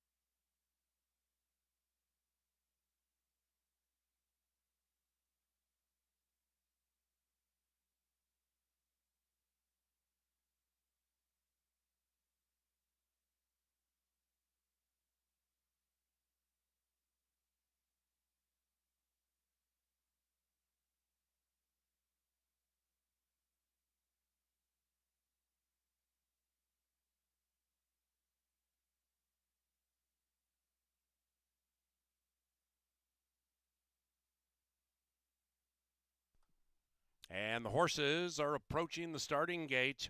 Don't forget, fans, with race 3, it's our Cutwater trifecta. This spotlights our new spot, Cutwater, level 1 across from Bo Diddley's. If horse 3 wins this race, the Cutwater Club on level 1 offers $3 off any Cutwater cocktail for the rest of the day. Cutwater Club is on track level with a variety of cocktails and plenty of fresh flavors. Good luck 3, and they'll be at the gate in a second.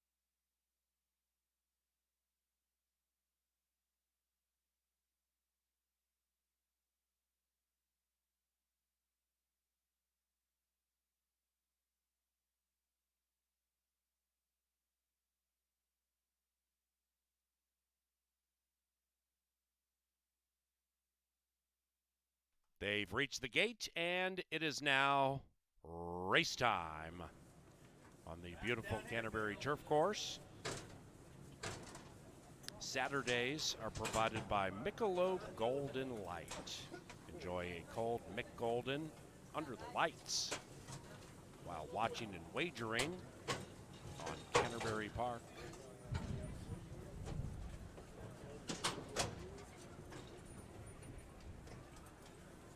And they're moving in. Exquisita in NEM, Summer Swinger. A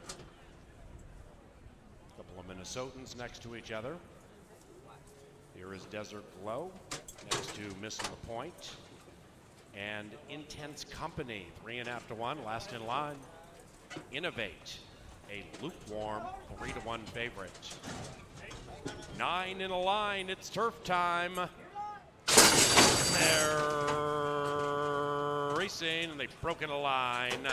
Desert Glow gets all the shine out of the gate at 7 to 1, but now has been overtaken by Exquisita, who takes back just to the inside. Outside of that, Planetary on the stretch out, and outside of that even farther is the Irish Intense Company in the 2022 debut, and those 3 are going very quickly. They are 7 lengths clear from Missing the Point, who's running away from Exquisita. Then we come back to NEM to the inside of Delusional Dream. About 2.5, 3 lengths behind that, we come to Summer Swinger in the turf debut, overtaking Innovate. They're covered by 13. The pace is hot. Desert Glow locks up with Planetary, and Desert Glow pulls them along by a neck. Intense Company is following that intense speed battle as Desert Glow shakes clear by a length and a half. The gray to the outside is Missing the Point. Then we come to Delusional Dream, trying to put a nightmare on the rest of the field. Delusional Dream has been overtaken by Innovate, who's on the move. Exquisita third last, then it's Summer Swinger, and NEM can see them all. They're chasing Desert Glow, and Miss Conning's trying to steal away. Intense Company and Ruben Fuentes jumping her to the outside. They are 7 clear from Missing the Point. Not today for Delusional Dream. It is Desert Glow locked in battle with Intense Company. Desert Glow, Intense Company, 4994. 4994, pay the 9. It is Intense Company in an intense race.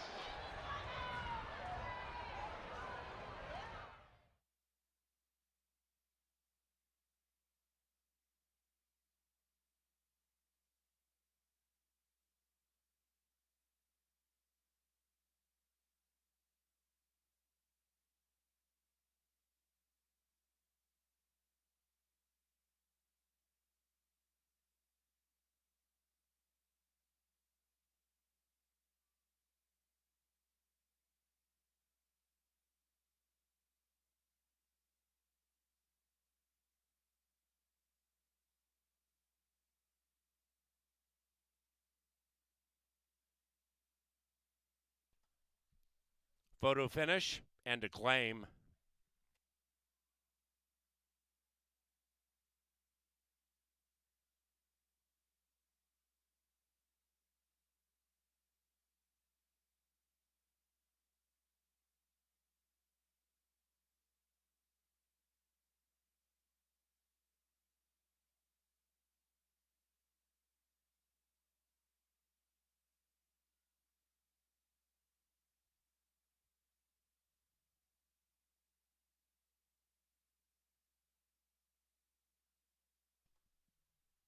The numbers.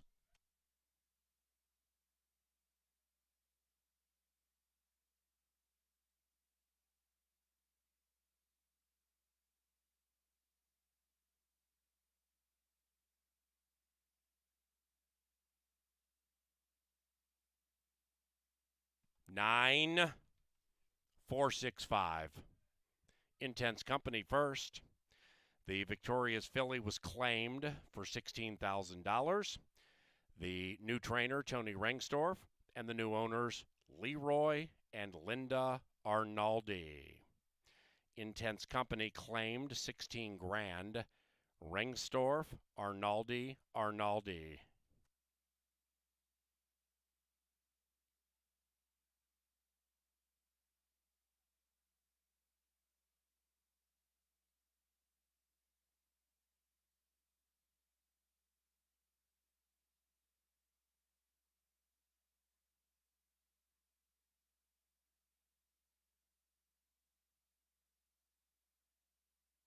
Third race, official. First pick 3 today paid $49.70 for 50 cents. 9-4 exacta, $33.70. The 50-cent trifecta, 946, top 3 finishers in a race, $58.55. 10-cent superfecta, $46.63. Superfecta, just a dime, top 4 finishers in a race. We come now to the 4th race, and in race 4, number 7, Name Rejected, is picked up by Kelsey Haar.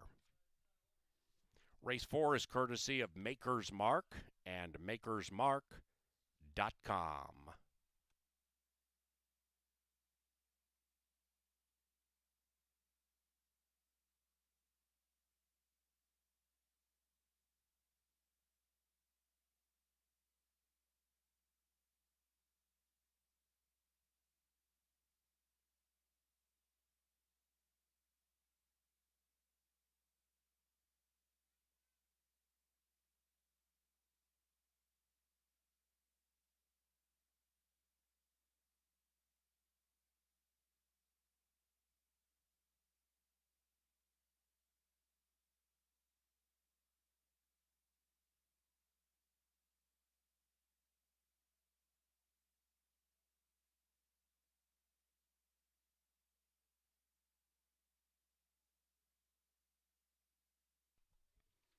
And now entering the winner's circle, Intense Company, the Irish filly, and Ruben Fuentes. The winning owners, Al and Bill Allwelling, and the winning trainer, Gary Shear.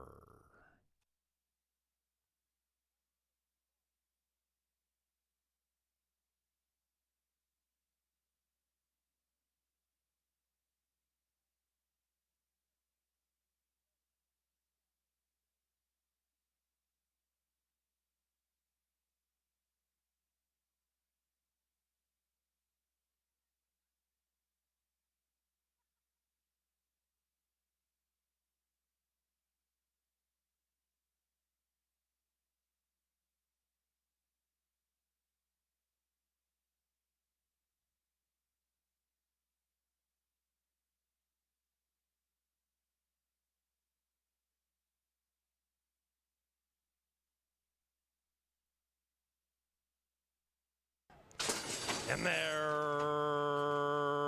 racing, and they've broken a line.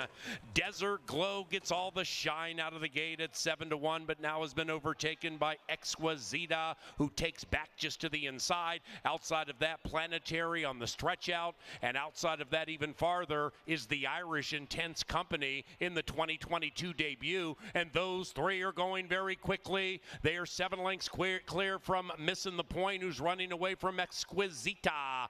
Then we come back to Annie M to the inside of Delusional Dream. About 2.5, 3 lengths behind that, we come to Summer Swinger in the turf debut, overtaking Innovate. They're covered by 13. The pace is hot. Desert Glow locks up with Planetary, and Desert Glow pulls them along by a neck. Intense Company is following that intense speed battle as Desert Glow shakes clear by a length and a half. The gray to the outside is Missing the Point. Then we come to Delusional Dream, trying to put a nightmare on the rest of the field. Delusional Dream has been overtaken by Innovate, who's on the move. Exquisita third last, then it's Summer Swinger, and Annie M can see them all. They're chasing Desert Glow, and Miss Conning's trying to steal away. Intense Company and Ruben Fuentes jumping her to the outside. They are 7 clear from Missing the Point. Not today for Delusional Dream. It is Desert Glow locked in battle with Intense Company. Desert Glow, Intense Company, 4994. 4994, pay the 9. It is Intense Company in an intense race.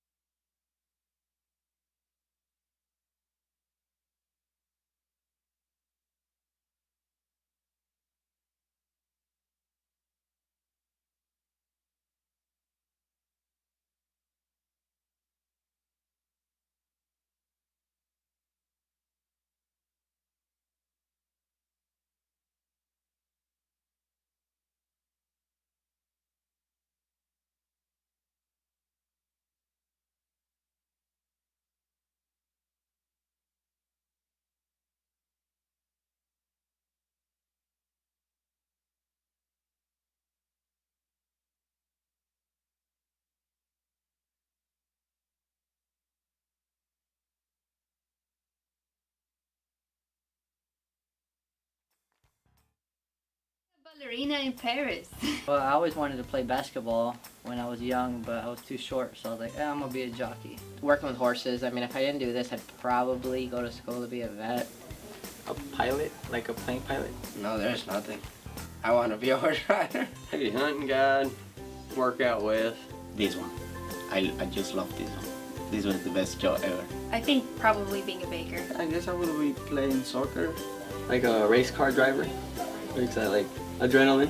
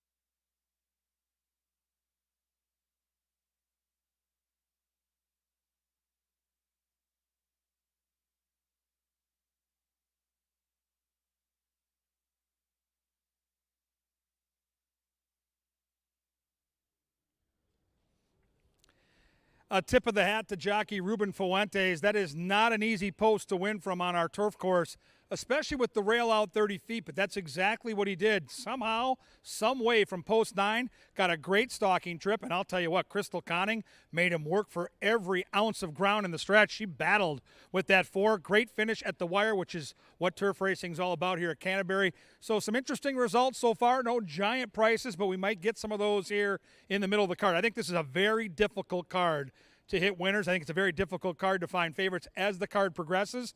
This race, though, I thought was kind of a 2-horse race. I'll get to the handicapping here momentarily. If you're having a good time today, the line for the barbecue is long. That's the bad news. The good news is the reviews are off the charts. It's amazing barbecue. Be patient. These guys are doing a phenomenal job down here. Barbecue all weekend for Father's Day. We're back tomorrow for Pepsi Family Day at 1 o'clock. Here come the horses. Number 1 is Angela Herman's tout. This is Release the Beast. Ship and dip time in from Prairie Meadows on the class drop. Jockey Luis Fuentes, all he did on Thursday was win 4 races. Broberg, the trainer's hot.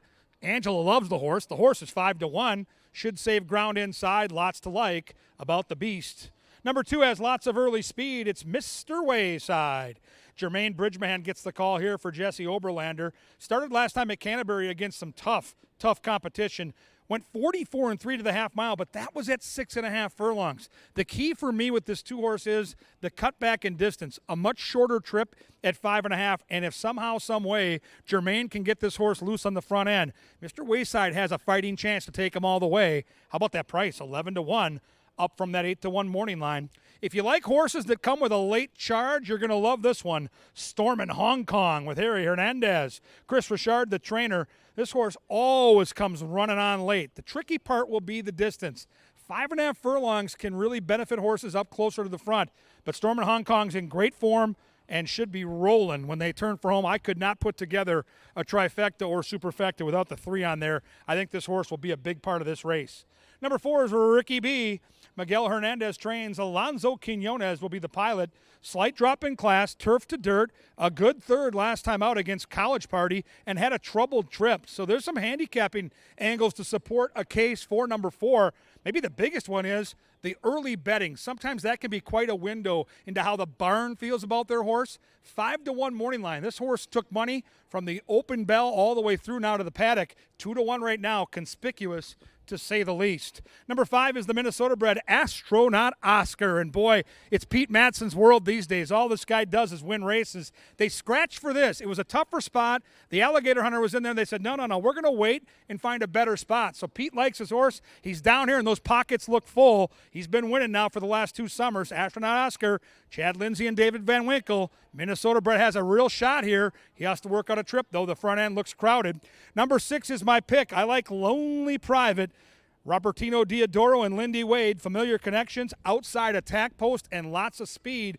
I like the Christmas color silks, too. The red and green looking good, Lindy. I think Lonely Private can press and pounce in the stretch. Number 7 is Name Rejected. Put Kelsey Haar in the saddle. That's never a bad thing. Oscar Flores, the conditioner. A horse like the 3-horse that likes to lay back early and make one run. And I've mentioned there are at least 3 horses that have keen early speed. So watch out for Kelsey to come with that late charge. She can bring in long shots, and she's 8-1 here in race number 4. 5.5 furlongs, a great betting race, and we're 1 race away from the pick 5. It's a 10% takeout thing. I'll take you through the pick 5 in the 5th. Angela Herman will come down and handicap that one. But right now, we got to head to the track. We got to take the Bugler. Good luck with your bets here in race number 4.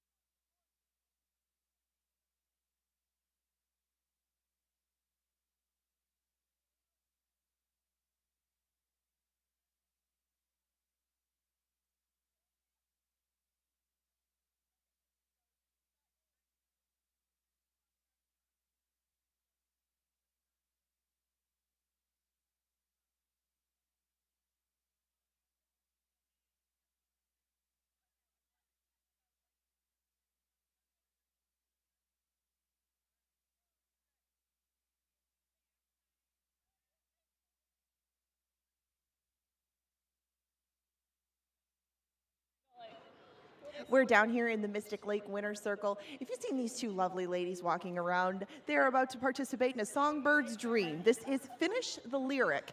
Now we're going to be playing a few lines of a song. All you have to do is finish the lyric, and you'll win a couple of passes to Twin City Summer Jam. Sound good? Yes. We're ready. I have Heidi and Trisha with me. We're going to turn around and look at the tote board. We're going to hear the tune. It's up to you guys to finish it. Are you ready? Yep. Ready. Yes. All right. Start it up, TV.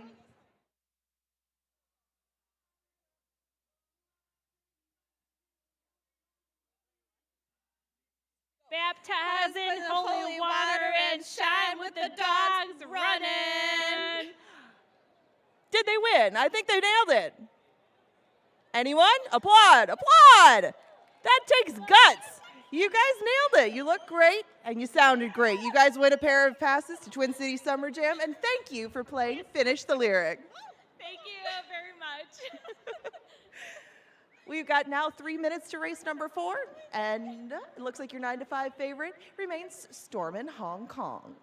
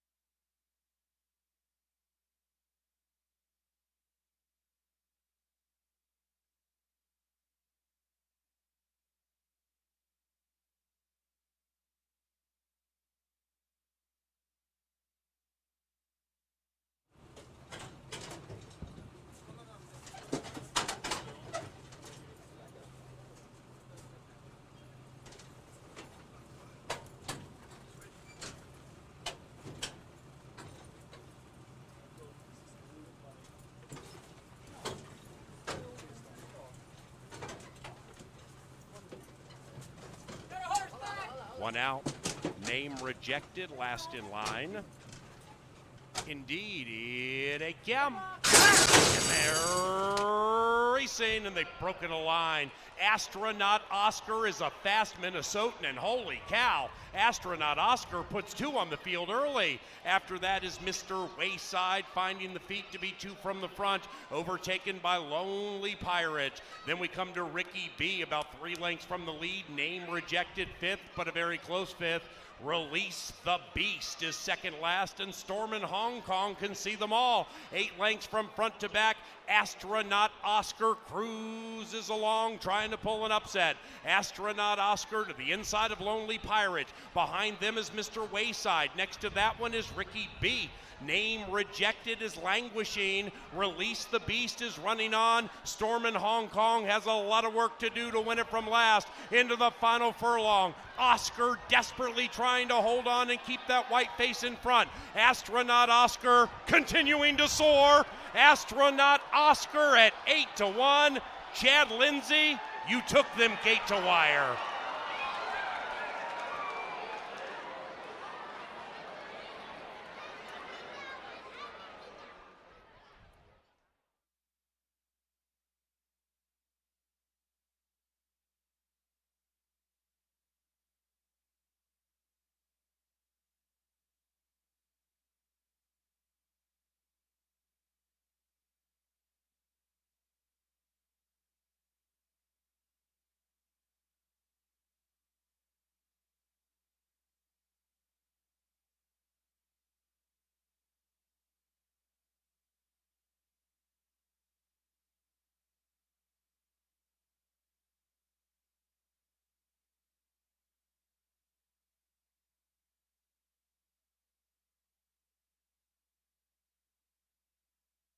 Number 5, Astronaut Oscar, ran first.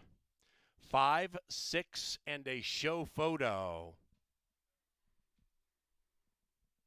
The final time of 102.25 is a new Canterbury Park record for 5.5 furlongs, breaking a record set in 2005 by Lucado. Astronaut Oscar, 102.25.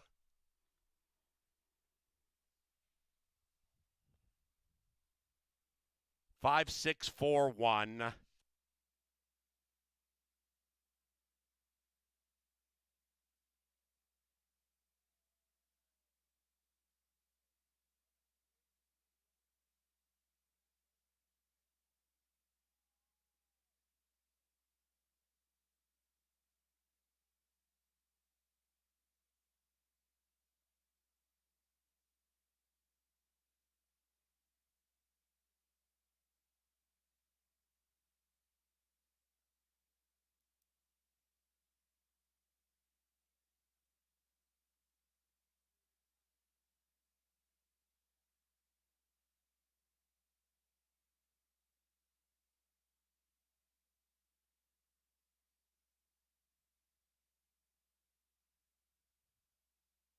And the fourth race is official.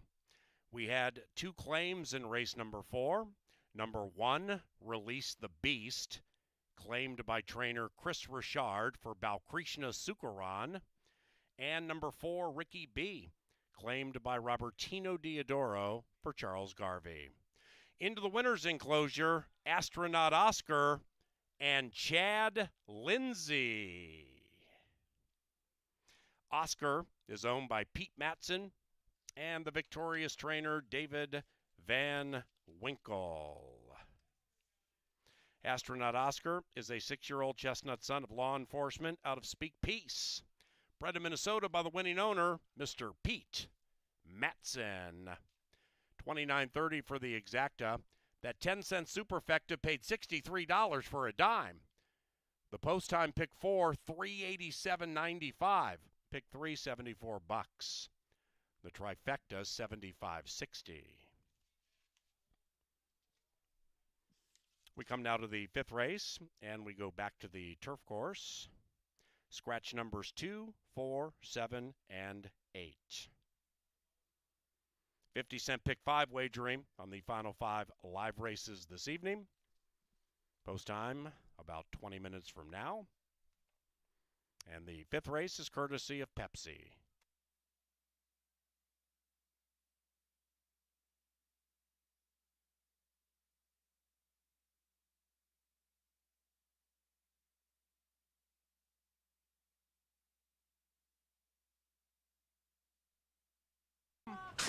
And they're racing, and they've broken a line. Astronaut Oscar is a fast Minnesotan, and holy cow, Astronaut Oscar puts 2 on the field early. After that is Mr. Wayside, finding the feet to be 2 from the front, overtaken by Lonely Pirate. Then we come to Ricky B, about 3 lengths from the lead. Name Rejected 5th, but a very close 5th.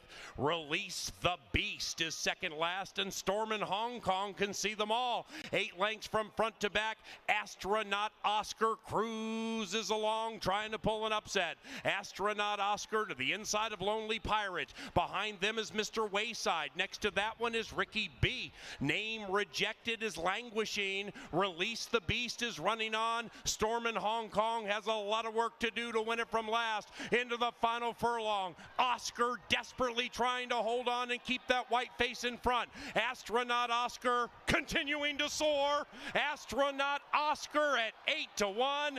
Chad Lindsay, you took them gate to wire.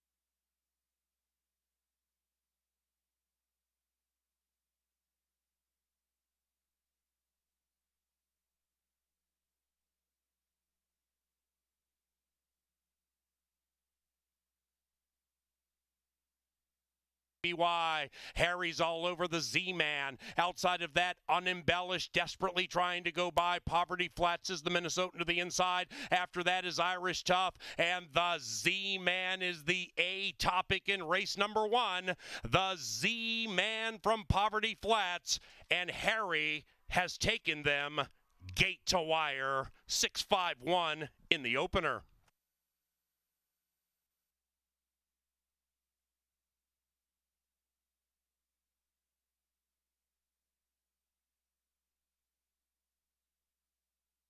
Hyper Rose has gone back to last at 2-1. And Midnight Garden, the favorite, now is shaken up, and Midnight Garden is given her head, and she responds, opening up by 3. Starlight Twist is surging a bit in second, then it's Nora's Legacy and Streamer, but nobody is catching Midnight Garden, who is gone. The People's Choice jumping all over the track, did so impressively, 5-1-2.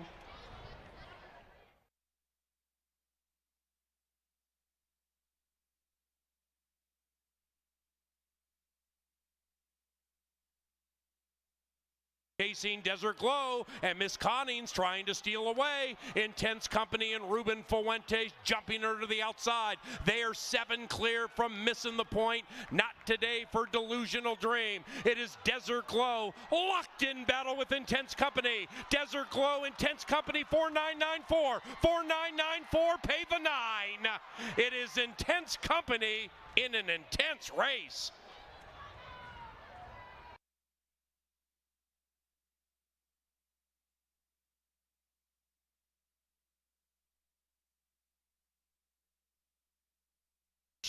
Release the Beast is running on. Storm in Hong Kong has a lot of work to do to win it from last. Into the final furlong. Oscar desperately trying to hold on and keep that white face in front. Astronaut Oscar continuing to soar. Astronaut Oscar at 8-1. Chad Lindsay, you took them gate to wire.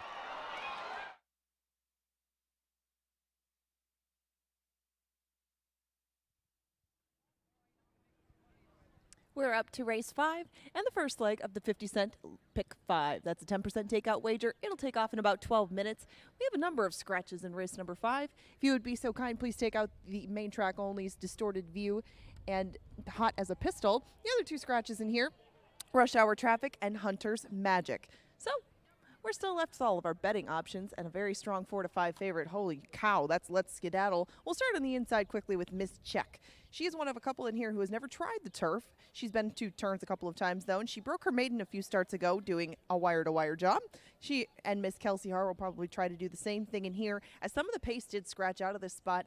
There's a couple in here that like to go to the front end, but she's one of the only ones that definitively has run better doing so. Let's Skedaddle likes to show a little bit of speed, but I guess her best trip would be just maybe off the 1 on the inside, and Let's Skedaddle is taking all of the financial support at the windows. I mean, Lothenbach, Burnt, and Fuentes have been a very, very hot combo, especially on the turf. I think there's something like 9 for their last 12. You have to find Jay Litza somewhere on track level to get the exact figure at the moment, but everything that they're sending out on the turf course right now is very live. That explains 4-5. I don't need to delve any further into that. We'll go to the Calbred BJ Spirit.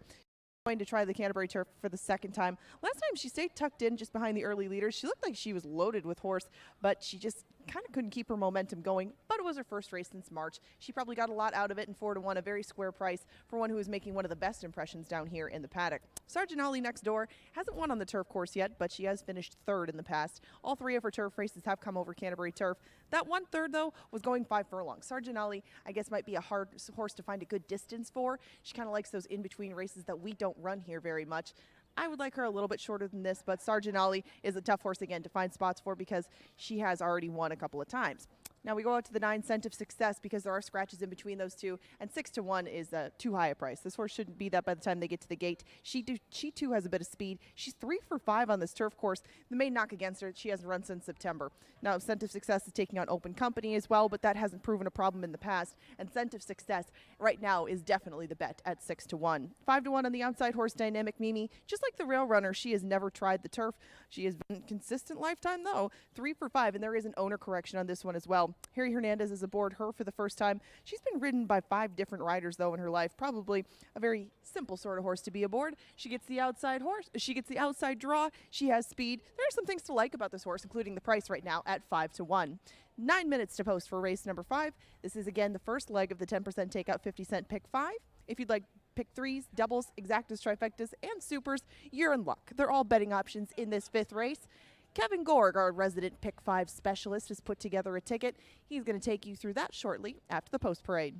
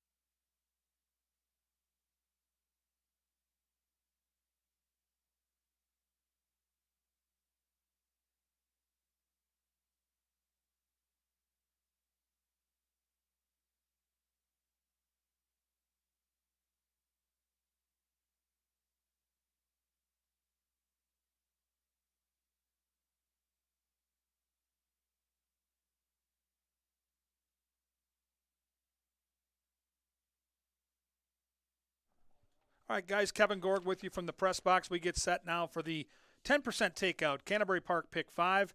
Looks like a very, very tough sequence of races. Here on the turf, I'm going to use 3 horses. I think the 3-horse, Let's Skedaddle, is the horse to beat, but I don't think it's as significant as the betting would say. The 5 might be Lone Speed now with the scratch of the 4. That's BJ Spirit. And don't sleep on the 9, Scent of Success, who should get first run for some great connections. 3, 5, and 9 here in the 5th. Then in the 6th, could be some chaos there. I go 3, 4, 7, and 8. The 3 is 12-1. First time starter that could be sneaky. I think the 8 Glissado also looks like a horse that could pay a square number. 3, 4, 7, 8 in leg 2. 7th race, we got to pare it down somewhere, so that's what we're going to do it. With the inside post, 7.5 furlongs, I'm going to use the inside 2 horses. I think the 1, 30 seconds out, will be tough to beat. But then the 8th is wide open. I'm going to use 5 horses. The 3, Future Perfect. The 4, Candy Prince, my top pick. The 5, Leslie's Gold. The 7, St. Charles. And the 8, Extreme Mayhem. That race to me looks like the best value race of the night. And we hope it comes down to the final race of the night, which is the power play. Number 2, Back to Selling, singled in the 9th. It's a $60 ticket, could pay hundreds. More likely tonight, if you get a couple upsets, could pay over $1,000. You can't win it if you don't get in it. Canterbury Park Pick 5 starts in 5. Go get 'em.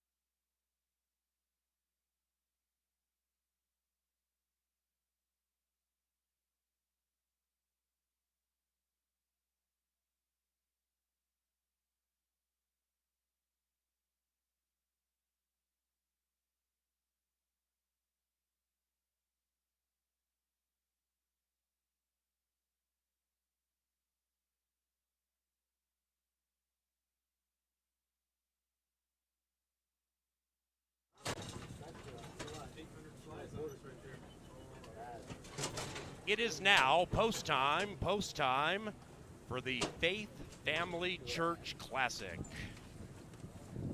Let's Skedaddle, 4 to 5 in favored. Last one in line, Dynamic Mimi. Turf time, here they come. And they're racing.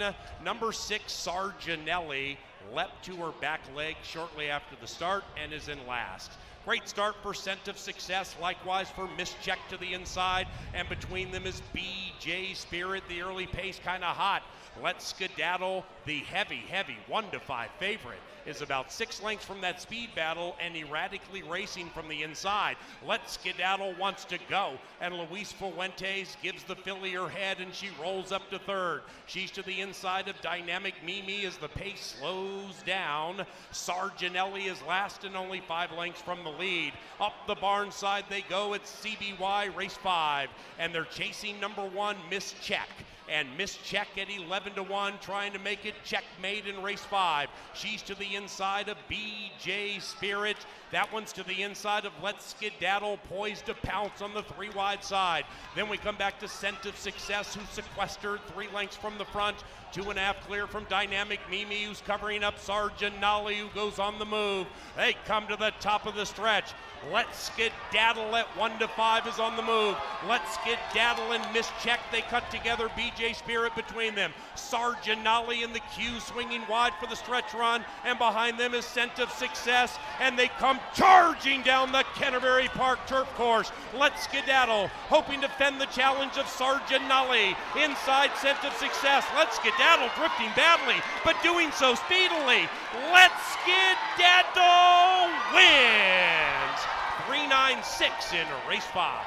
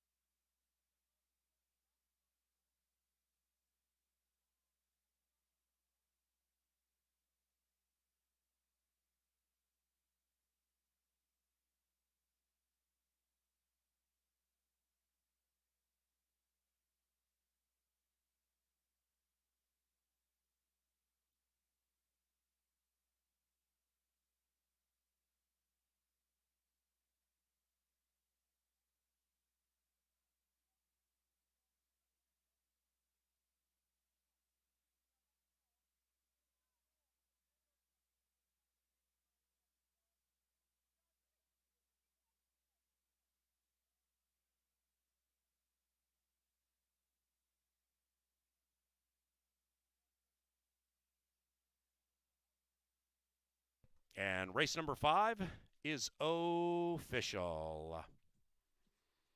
Let's Skedaddle, set to receive a well-deserved bath for her toil. Pick 3 paid $43.70. The 3-9 exacta $3.10. 2 in a row for Let's Skedaddle. We head now to race 6. This begins the second and final pick 4 today.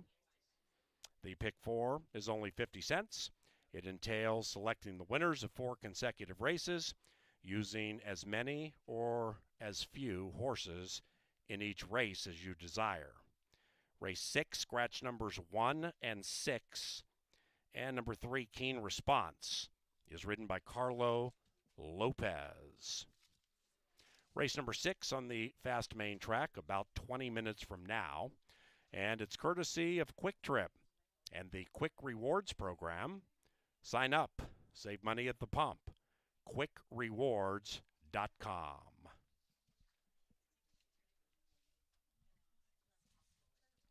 Now entering the winner's enclosure, following an impressive victory, it is Let's Skedaddle and Luis Fuentes. Let's Skedaddle is owned by Mr. Bob Lothenbach and Lothenbach Stables. The winning trainer, Joel Burnt.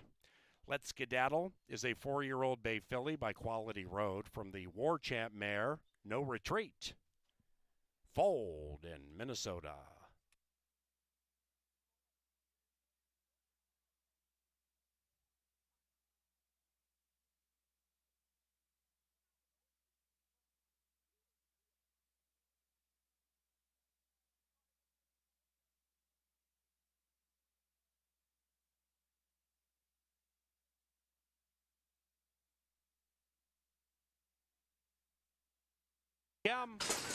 And they're racing. Number 6, Sarginelli, leapt to her back leg shortly after the start and is in last. Great start for Scent of Success, likewise for Mischeck to the inside, and between them is BJ Spirit. The early pace kind of hot. Let's Skedaddle, the heavy 1-5 favorite, is about 6 lengths from that speed battle and erratically racing from the inside. Let's Skedaddle wants to go, and Luis Fuentes gives the filly her hand. She rolls up to third. She's to the inside of Dynamic Mimi as the pace slows down. Sarginelli is last and only 5 lengths from the lead. Up the barn side they go. It's CBY race 5, and they're chasing number 1, Mischeck. And Mischeck at 11-1, trying to make it checkmate in race 5. She's to the inside of BJ Spirit. That one's to the inside of Let's Skedaddle, poised to pounce on the 3 wide side. Then we come back to Scent of Success, who's sequestered 3 lengths from the front, 2.5 clear from Dynamic Mimi, who's covering up Sarginelli, who goes on the move. They come to the top of the stretch. Let's Skedaddle at 1-5 is on the move. Let's Skedaddle and Mischeck, they cut together. BJ Spirit between them. Sarginelli in the queue, swinging wide for the stretch run, and behind them is Scent of Success, and they come charging down the Canterbury Park turf course. Let's Skedaddle, hoping to fend the challenge of Sarginelli. Inside Scent of Success. Let's Skedaddle drifting badly, but doing so speedily. Let's Skedaddle wins 3-9-6 in race 5.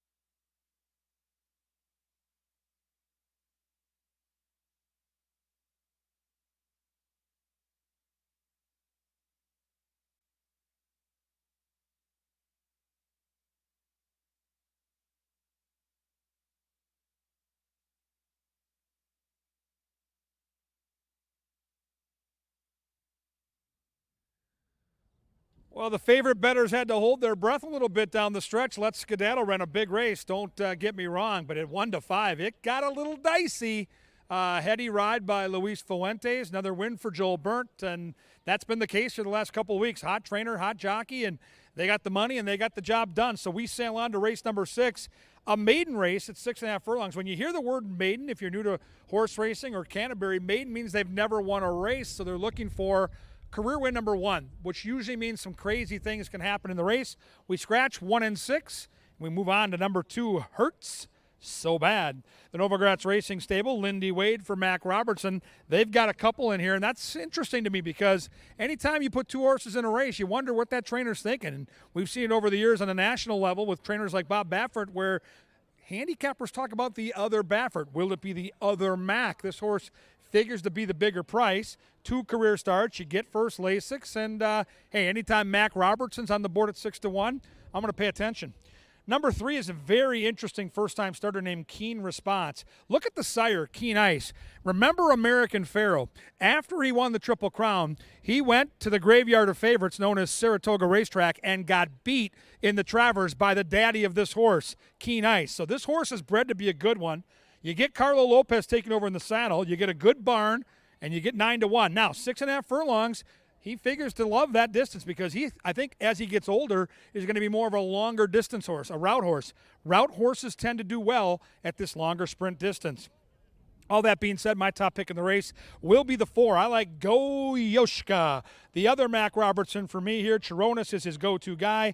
And there isn't much to go on with that lone career start. It was on the turf, and it was a troubled trip. What I have noticed is the workouts for Mac's horse. 58-3 breezing out of the gate.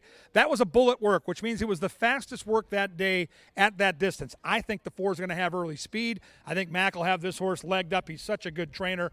And if that horse can get out there and do some good things on the front end, it might be a different story from what we saw in the debut. 5 horses, Freedom Flash. Luis Valenzuela gets the call for Ed Ross Hardy. Ed Ross Hardy's a Hall of Fame trainer here at Canterbury, has done very well with quarter horses over the years, but when he snuck into the thoroughbred game, his horses have popped at a price, 6-1.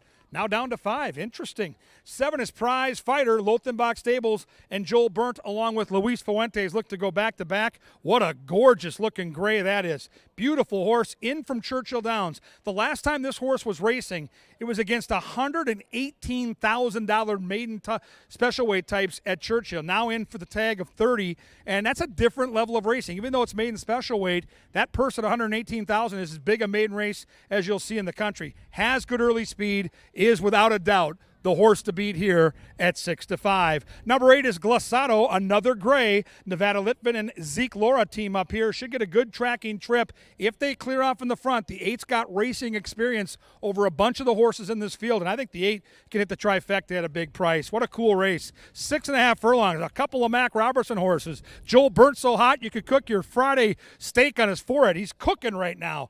We'll see if the 4's got the goods. It's a maiden race. Someone's going to get their first win, and Angela Herman up in the press box soon will give you her late pick 4, another bet where you can score for big money. The early one paid nearly $500. Right now, though, the call to the post. Good luck in race number 6.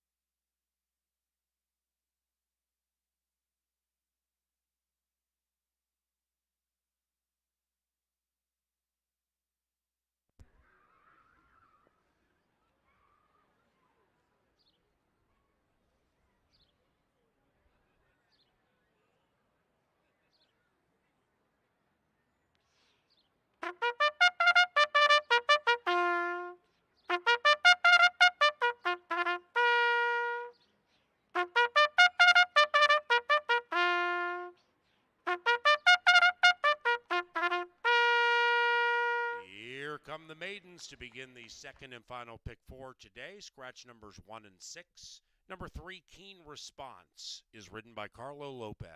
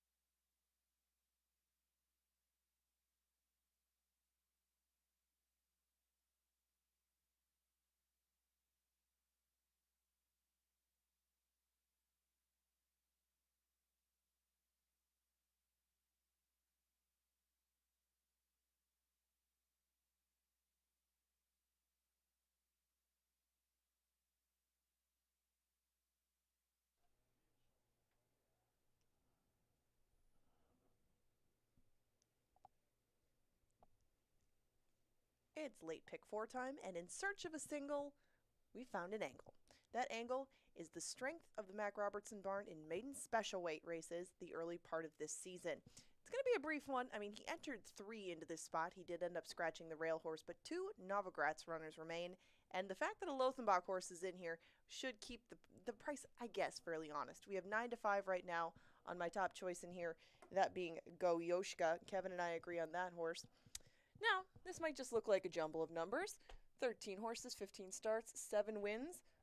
Those are Mac Robertson's maiden special weight starters at this meet. He is 7 for 15 thus far, and if you want to take an even deeper dive into those numbers, it is a small sample, but it is a very effective group.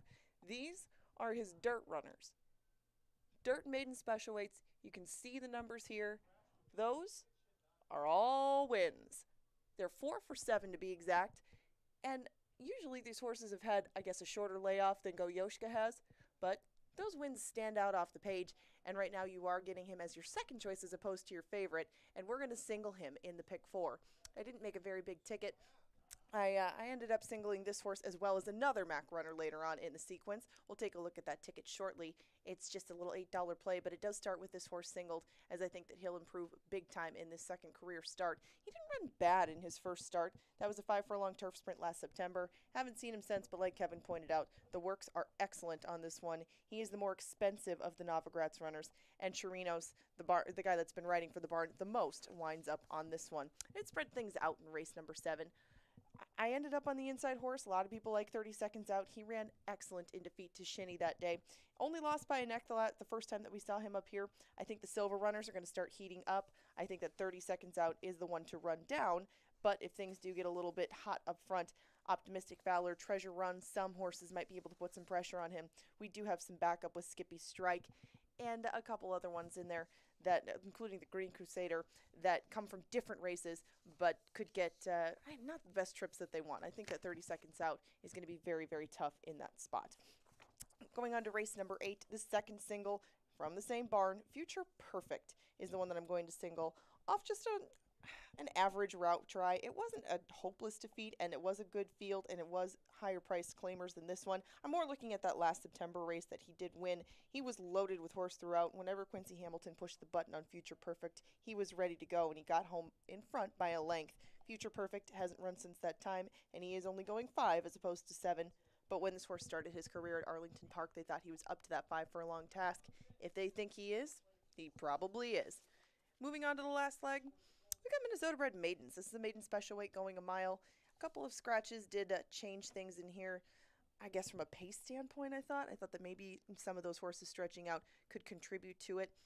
It'll be up to, I guess, Louise and Lindy Wade on the inside. I think one of these two is going to end up with the lead. I thought that maybe Back to Selling would be able to go wire to wire in his first route try, but I'm not as confident, I guess, in him getting up and getting the lead outright. So we go 1, 2, 7, and 8. Soda King is an interesting entity in that spot. Soda King is one that I wanted to use a little bit later down the road. He's a big horse. I'm sure it's hard to get him fit. He might need a race or two to be at absolute peak form. So 1, 2, 7, and 8 will close out that $8 ticket. We now have 2 minutes to post. There's a race of a different sort going on down on the track. Paul. Hey, Canterbury Park, it's Megan in the Mystic Lake Winner's Circle with our contestants, Michael, Evan, and Joe, and who are going to race to the Quick Trip Pump for their chance to win a Quick Trip rewards card with a $20 value. Whoever can get to the pump first is our winner. On your marks, get set, go! Oh, face plant. Go, go. Finish strong, finish strong. All right, come all the way back.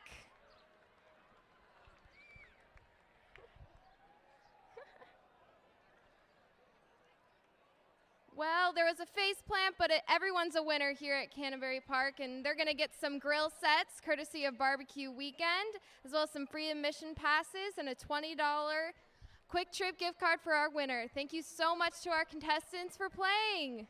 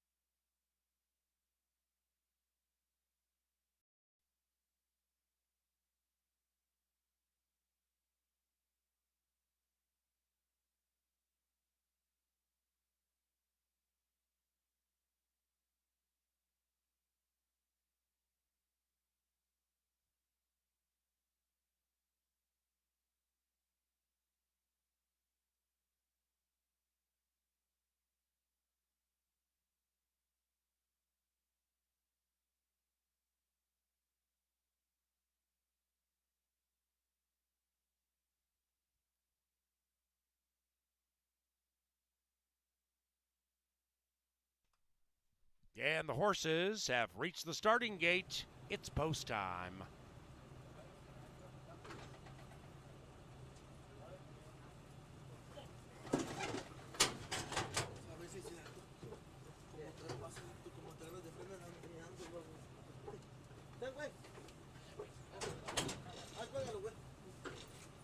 Prize Fighter is 3-5 in favor.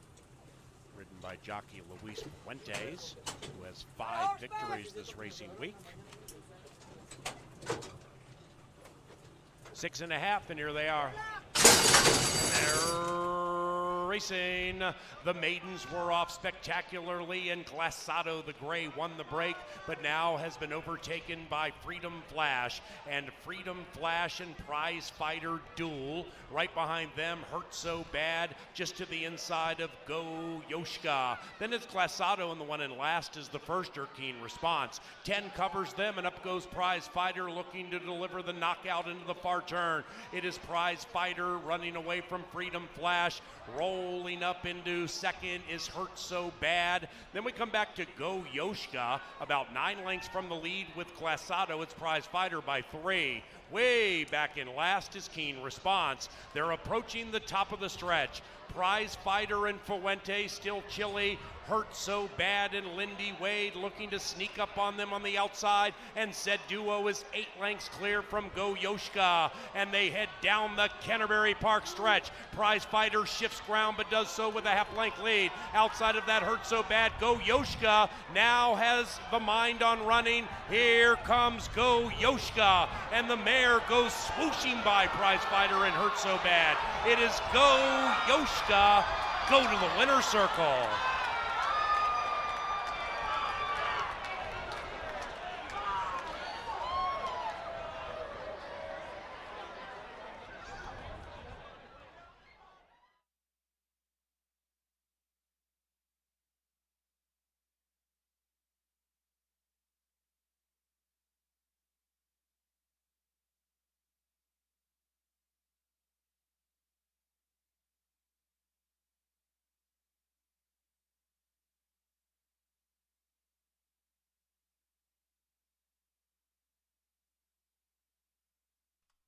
Number 4, Go Yoshka in 117.71. 4725 is unofficial.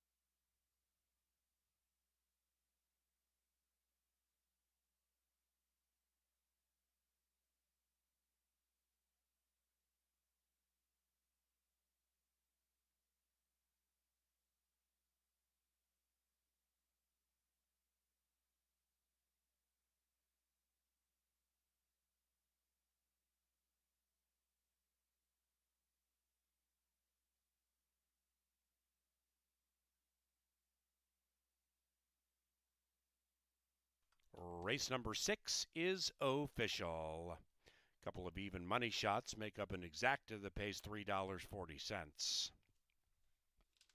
We come now to the 7th race and return to the firm turf course. Rail is at 30.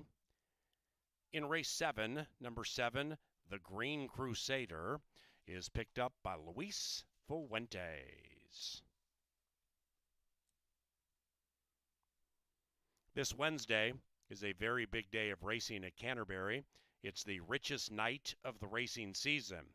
It is the Northern Stars Turf Festival, which includes the $150,000 Minnesota Derby.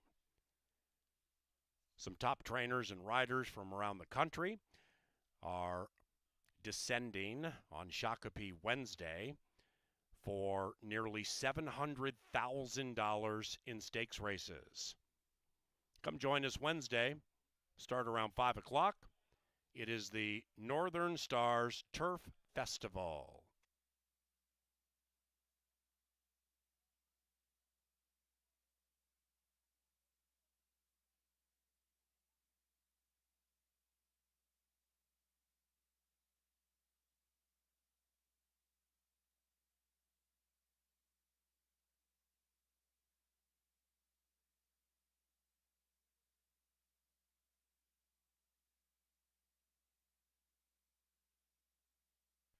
Up to the winner's enclosure, the maiden-breaking Go Yoshka and Roymus Chirinos. Go Yoshka is owned by Joe Novogratz and Novogratz Racing, and the winning trainer, Mac Robertson.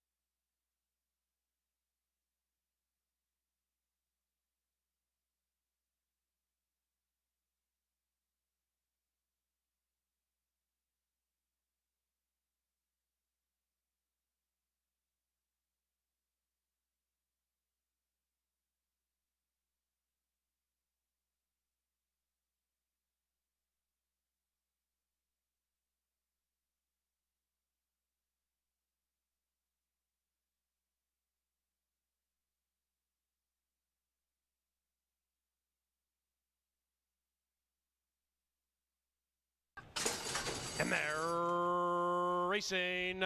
The maidens were off spectacularly, and Glassado the Gray won the break, but now has been overtaken by Freedom Flash. And Freedom Flash and Prize Fighter duel. Right behind them, Hurt So Bad, just to the inside of Go Yoshka. Then it's Glassado, and the one in last is the first Keen Response. 10 covers them, and up goes Prize Fighter, looking to deliver the knockout into the far turn. It is Prize Fighter running away from Freedom Flash. Rolling up into second is Hurt So Bad. Then we come back to Go Yoshka, about 9 lengths from the lead with Glassado. It's Prize Fighter by 3. Way back in last is Keen Response. They're approaching the top of the stretch. Prize Fighter and Fuente still chilly. Hurt So Bad and Lindy Wade looking to sneak up on them on the outside. And said duo is 8 lengths clear from Go Yoshka. And they head down the Canterbury Park stretch. Prize Fighter shifts ground, but does so with a half-length lead. Outside of that, Hurt So Bad. Go Yoshka now has the mind on running. Here comes Go Yoshka, and the mare goes swooshing by Prize Fighter and Hurt So Bad. It is Go Yoshka. Go to the winner's circle.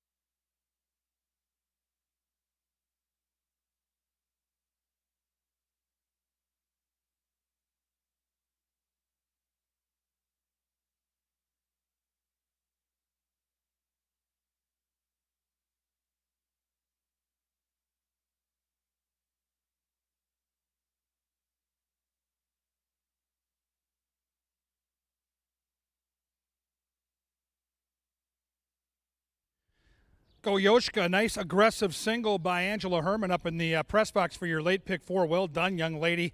Mac Robertson, one of the co-favorites in that race. We had 2 horses go off at even money. They duel to the wire, and now we need some prices. We've seen some favorites win. We're happy for them. That's great, but we've been talking about some of the bigger, tougher fields. If you're alive in the pick 4 and the pick 5 now, I'll help you spread out because these next couple races to me look like they could be fairly lucrative. We'll try to find some of that value for you. Race 7, 7.5 furlongs on the grass. Very cool looking race to handicap. I like the inside horse as the most likely winner. That is the one, 30 seconds out, Alonso Quinones for the Silva gang. And I like the price right now. I'm a little surprised by 6-1. The 5-2 morning line is kind of what I was expecting. Good energy down here. Really love the arch neck and the way this horse is coming out here with some alacrity in the walking rink. We'll need to settle down a little bit. It's warm out here tonight, and don't want to waste too much energy before the race, but the horse sure looks like he's feeling good right now. I'll try 30 seconds out from that sweet inside post. Number 2 is Bob's All In. Carlo Lopez gets the call here, and last time out ran a really good second at 7-1 against a horse named Thick Haze. Now, Thick Haze is 4 for 4 lifetime on the Canterbury turf, and so when you see that, this horse exits a really good race against a tough turf horse here in Shakopee. Bob's All In should get a great trip from off the pace, and you're getting a nice square 8-1. How about that beautiful gray Pinchos for David Van Winkle with Chad Lindsay astride. Now, Chad Lindsay, the jockey, has already brought in a long shot. Him and Van Winkle teamed up earlier, if you remember, with the Oscar horse on the front end. So the trainer and jockey bringing in prices. And how about this? 15-1 morning line, bet down to 5-1. I like to see early money on a horse. If you're building those exactas, tries, and superfectas, put that big gray in there. I think there's something cooking with the hot connections. Paul Allen's tout here is number 4, No Slow Mo. Another horse getting bet. 15-1 morning line. Look at that, 5-1. Troubled trip last time. Big closer, speed-filled race. I think Paul's horse is live, and 5-1 looks like a fair price. 5-horse Skippy Strike. Jermaine Bridgemahan gets the call for Caitlin Bedford. Tried a sprint last time on the turf and finished a hard-charging third. Extra ground should not be a problem. Like the 4-horse, should be off the pace, and the pace should be honest. I think Skippy Strike fits. How about that price? 2 double digits. 6 is Optimistic Valor. Harry Hernandez for Kevin Eichelberry. And last time out was in Arizona, way back on May the 7th. That was Kentucky Derby Day. So had a bad post that day, had to go wide and finished 7th. Didn't run very well, but a nice freshening, a good hotel, and Harry Hernandez, okay, I can see it, absolutely. So can the fans, 4-1. 7 is the Green Crusader racing on the turf. That makes sense. Red Hot Luis Fuentes for Red Hot trainer Joel Burnt. 1 try on the Canterbury turf, and guess what? It was a win. It was last time out as the 3-year-old takes on older competition here.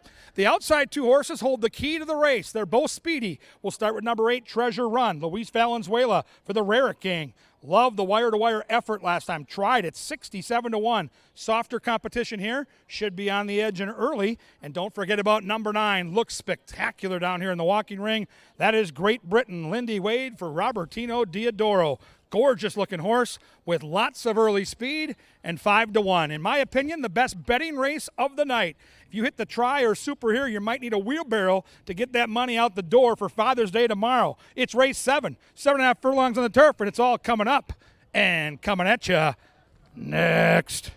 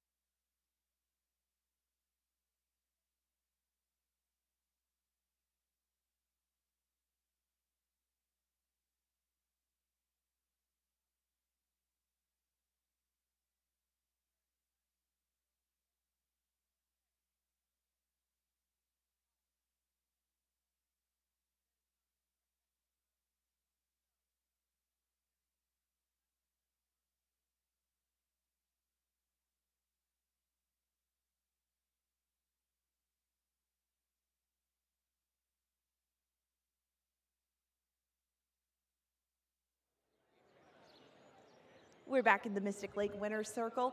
It's a fun game that we play each week called K-Fan Categories. Now, I have Tom from Glencoe with me, and as long as we're having a barbecue fest on the weekend, I suppose it would be very fitting that we have a categories game involving a grill. Now, what we're going to do is we're going to have you name off as many items as you can grill. That's your category, things you can grill in 15 seconds. They're going to time it, they're going to keep score, and we're going to compare with Lynn Dykert to see who named more items. So start thinking of it now. Do you have a lot of grilling experience? Do you think that you'll win this? Yeah, I think so. That Texas experience. Ah, okay. We don't mess with Texas, I suppose. Are you ready over there with the time, with the score? All right, 15 seconds, go. Hamburger, hot dog, brats, ribs, chicken, fajitas, asparagus, pineapple. Oh, I'm drawing a blank.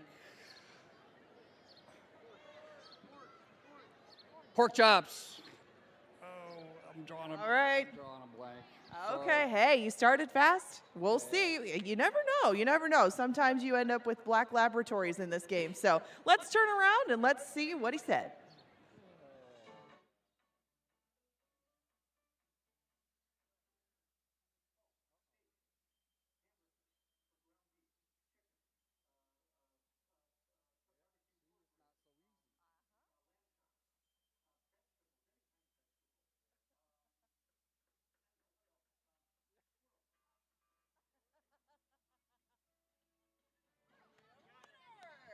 Well, you did. Congratulations. You win a couple of tickets to Twin Cities Summer Jam.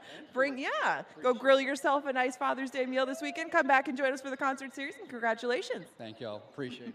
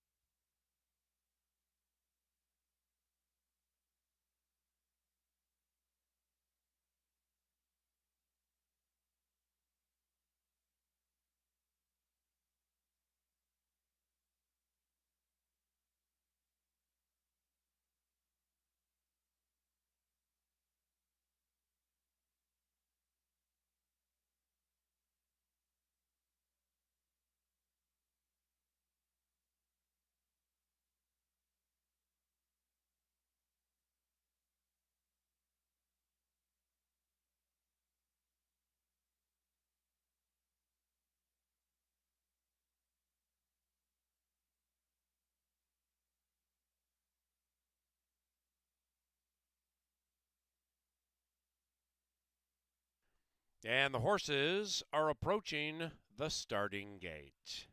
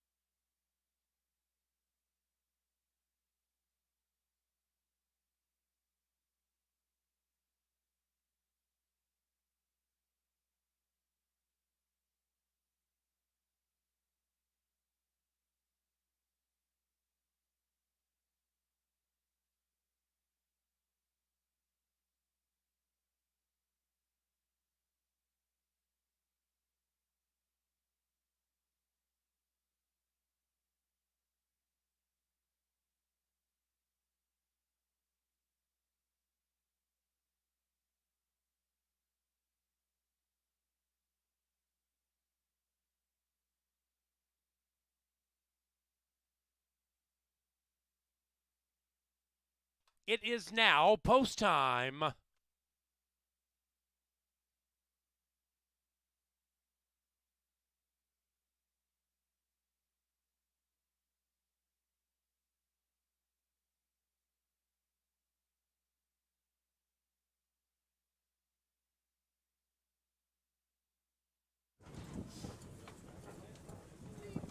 Moving in line, the Green Crusader, Treasure Run, Great Britain, last in. Big field, race number 7. Here they come. They're racing. Bob's All In, pinched back to last shortly after the start. Treasure Run looking for all the gold from the 8th spot. And Treasure Run puts the pedal to the metal looking for that lead and is joined by 30 seconds out. But Treasure Run wants the lead, and by golly, he gets it, opening up by 3. 30 seconds out is next. The pace is hot, but is beginning to slow down. Pinchos is the gray, stylishly traveling up to the outside on the 3 wide side. Then we come to Bob's All In, recovering nicely from the bad start. Optimistic Valor is next to that one, 5th, 3 lengths from the lead. Then we come back to Great Britain, who's covering up the Green Crusader. After that, Skippy Strike and No Slow Mo is 9 lengths rearmost, chasing Treasure Run.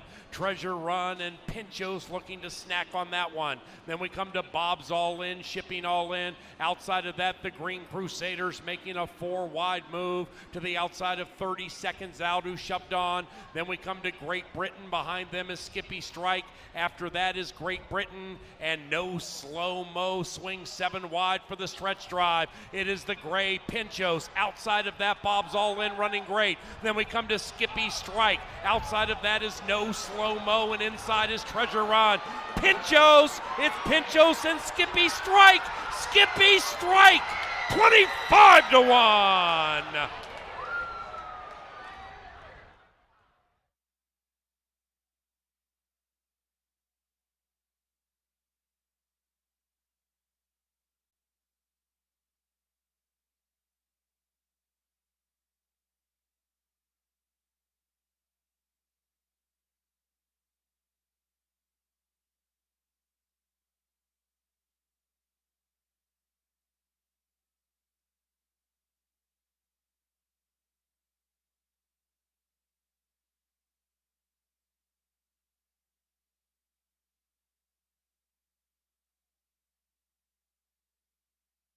Number 5, Skippy Strike, ran first as the longest shot on the board. Second, Pinchos. Third, Treasure Run. Fourth, No Slow Mo. 127.97 the final time. Please hold all tickets.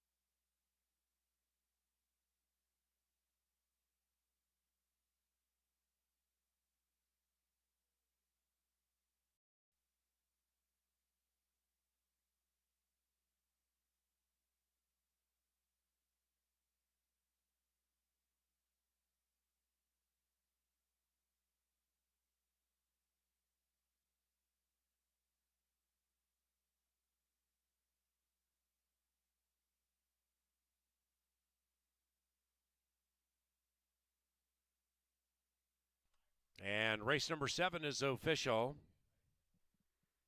Pick 3 from race 5, $46.90. The $1 exacta 5-3 paid $410. 50 cent, make that 10 cent superfecta, 3,288 for a dime. The trifecta, top three finishers in a race, 538 here. 50 cent trifecta paid $5,757. The eighth race for an encore, and we stay on the turf. Number 5, Leslie's Goal, is now ridden by Luis Valenzuela. The eighth race is courtesy of Continental Diamond in St. Louis Park. It's continentaldiamond.com.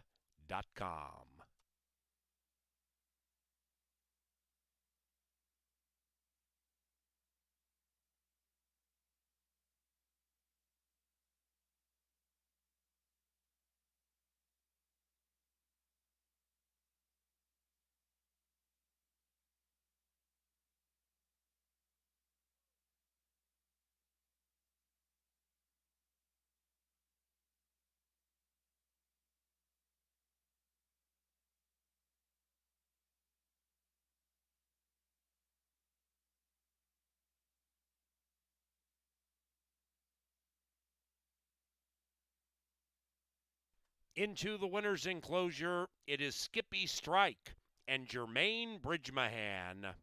Rock Ruland is the winning owner, and the winning trainer, Miss Cat Bedford.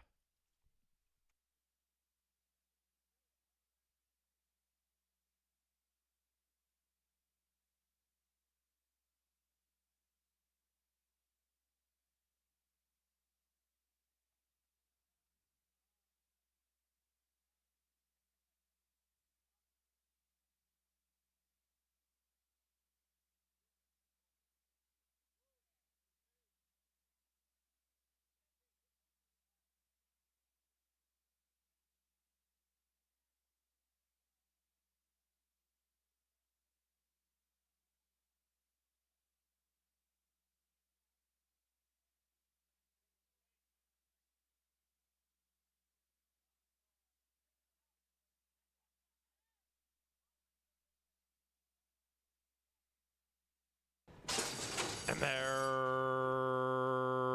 racing. Bob's All In pinch back to last shortly after the start. Treasure Run looking for all the gold from the 8th spot. And Treasure Run puts the pedal to the metal looking for that lead and is joined by 30 seconds out. But Treasure Run wants the lead, and by golly, he gets it, opening up by 3. 30 seconds out is next. The pace is hot but is beginning to slow down. Pinchos is the gray, stylishly traveling up to the outside on the 3 wide side. Then we come to Bob's All In, recovering nicely from the bad start.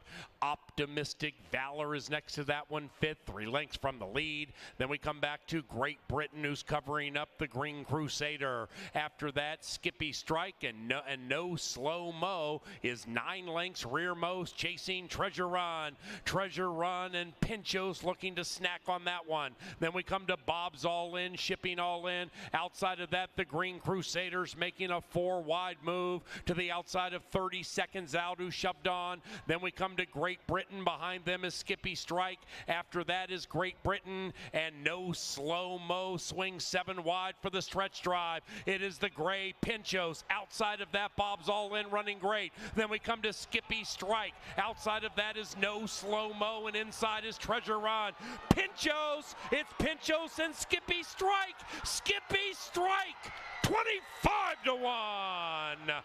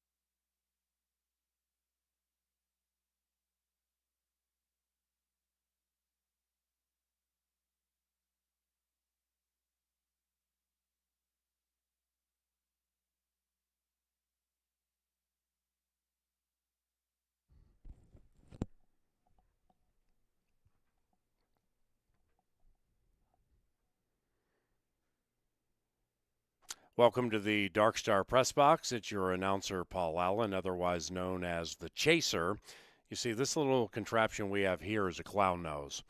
And when one of the handicappers here in the press box, has 0 winners at the end of a card, we don the nose. And I currently am donning the nose. However, there is hope. And the hope is, A, we have 2 races left, but B, we have this guy, St. Charles. Now, St. Charles, the only time he has run 5/8 on the turf was late in the season last year. Here's St. Charles right here. Now, granted, it's against maidens. This 5 looks like he's going to try to cause some business, but St. Charles just keeps finding, and he's blessed with wonderful early speed. So let's get St. Charles into the winner's circle. Let's get rid of this nose, and let's pop and prevail and make some money and say, to hell with that clown nose. We're going to go to KG shortly in the paddock to analyze race number 7, and specifically the Chaser St. Charles. Race 8. Yeah.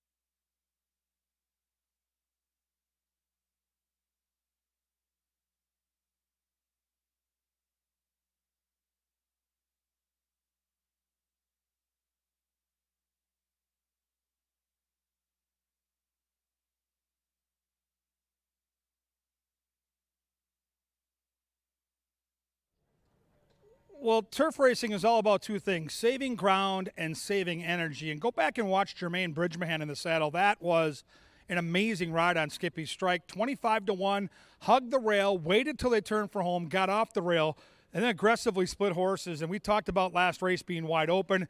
Caitlin Bedford goes boom, and holy cow, if you had that trifecta, you probably needed more than 1 wheelbarrow to get home. Congrats if you hit it. It was a pick 5 puzzler. There are some people around the track that are alive right now after back-to-back favorites. It gets interesting if you're alive off a 25-1 winner. We wish you the best of luck, because both the 7th and the 8th look like the most difficult races in the pick 5 sequence. The 9th, to me, looks a little chalky, but this is another one of those turf races where I think you could find a real nice try and super. Probably not as big as last race, but definitely some reasons to try some long shots here. We'll start with number 1, Just Right Mike. Luis Fuentes for Joel Burnt. I've talked a lot about how well the connections are doing. 7-2 morning line. I think that 6-1 price is a little too big. The question mark is the turf. You know, this horse has run good races here, 3 in a row, a second, a third, and a second, but those were all on the main track. Can the horse put the good form that we've seen in the dirt onto the turf? If he can, he's a player, but we don't have any turf form to go on, and the bloodlines are kind of obscure. So, you know, for the win side, I'm a little dubious, but with Burnt and Fuentes, they're just going so well right now, you have to respect them. Number 2 is Profound One. Kelsey Haar gets this horse in from Arizona, who hasn't raced since February, and that's the question. Now, I'll say this. The horse looks good out here in the paddock, good energy, on the muscle. For a horse that hasn't raced in a while, the horse certainly looks fit, but that's a long layoff, and these are real hard knockers at 5 furlongs, so might tab that one for down the road. 3 makes a good impression. Holy cow, look at this horse. Woo! Ears up, tail off the hind, good muscle, good coat. If you're new to the paddock and you wonder what guys like us look for, take a picture of the 3. That's what what I look for in the paddock on a daily basis. I like all I'm seeing. Not overly zealous, not too much energy, but really a fit horse that's feeling good. And you can tell just by looking, this horse is probably going to run a little bit. Future Perfect, Alonzo Quinones, Mac Robertson, you get the good connections. You're not going to get a good price, though, right now, 2-1. My pick in the race is the 4. I'm going to try Candy Prince. I'm going to have a hunch here with this horse for Ruben Fuentes and Tony Rengsdorf. Probably needed that last start. Did all the dirty work on the front end. Second off the layoff, good early speed. And I'm not going to give up on the turf side of things because I see the bloodlines. And the turf blood is there. One career turf start, it wasn't pretty. Finished 12th out of 12. But that was way back in 2020. Think about how long ago that was. We were still wearing masks and going to the grocery store, trying to huddle up on all that toilet paper. So long time since this horse has been on the grass, bred forward with the good speed, connections I trust. I'll try for an upset at 7-1. 5 is Leslie's Gold. Luis Valenzuela is an excellent gate jockey, and the trainer Valerie Lund, after kind of a slow start, has gotten real hot here in the last week and change. She's got horses that are running every single time they go on the track. Another horse that on the dirt I would love. On the turf, I'm just not sure. The bloodlines aren't there, but boy, with a good gate jockey and speed, he could be sneaky at 10-1. 6 is Elusive Freud, Lindy Wade for Oscar Flores. The last time this horse was on the turf, it was going longer and showed speed. So I think the shorter trip certainly suits the horse. 7, St. Charles, there's the chaser. Paul Allen's been hot with that chaser. He can talk about the clown nose all he wants, but he's been really good with these chasers, and he's caught some big prices. St. Charles has speed, second off the layoff, and Mikey Beeler, who's going well right now. So I can't argue Paul's chaser. That's a good price at 9-2. 8 is Extreme Mayhem, and this is Chironis for Mac Robertson. Again, Robertson with 2 horses. You got to make sure you pick the right one, and last time the fans did, and this time, interesting. The go-to jockey is 7-1 for connections that I know and connections that I love. Look at those shirts. Love it. Good luck to Extreme Mayhem and all the gang around it. They're real good people. Number 9 is Bayou Colonel. Harry Hernandez for Gary Shearer. The trainer looks for another win at a big upset price. Hook out. Gary Shear's 10-1. You've been warned. 5 furlongs on the grass. What a cool race to handicap this is. It's wide open. We just saw a trifecta that was amazing. Can we do it again here? You can't win if you don't get in. Get those bets in right now. It's time for the late daily double right out here at beautiful Canterbury Park.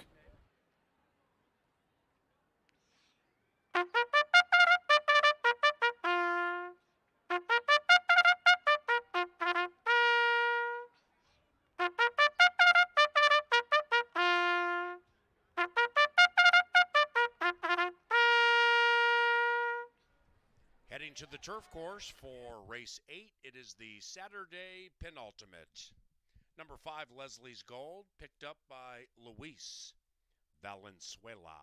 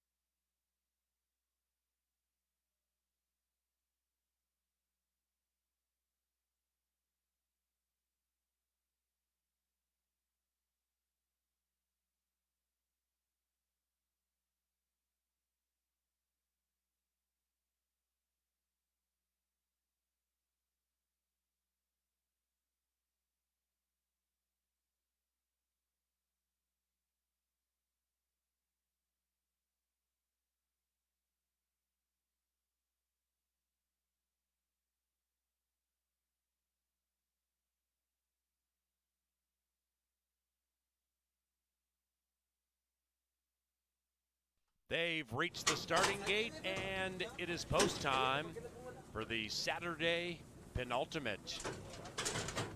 Future Perfect is 9 to 5. St. Charles 3 to 1. Candy Prince 5 to 1.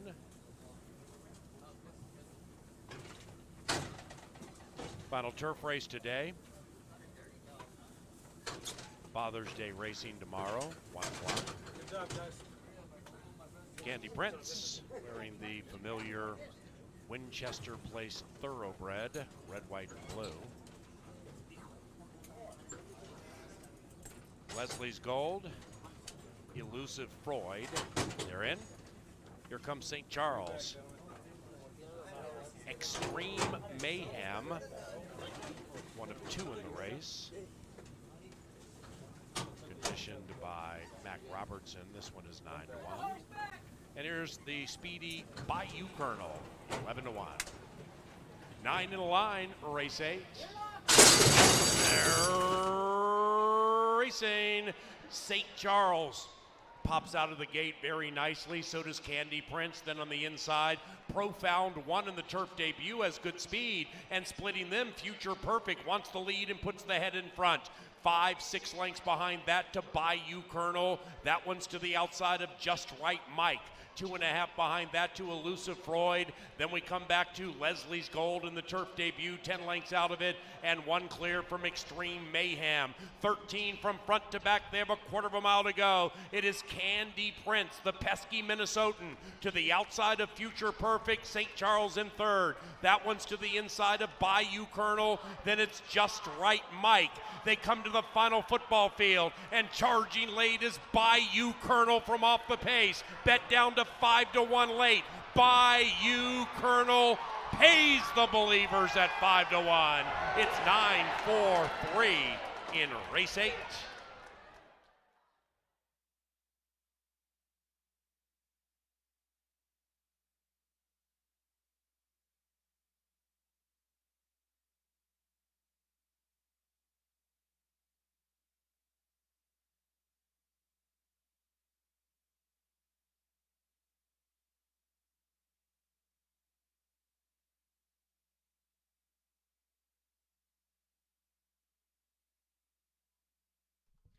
Nine Bayou Colonel ran first.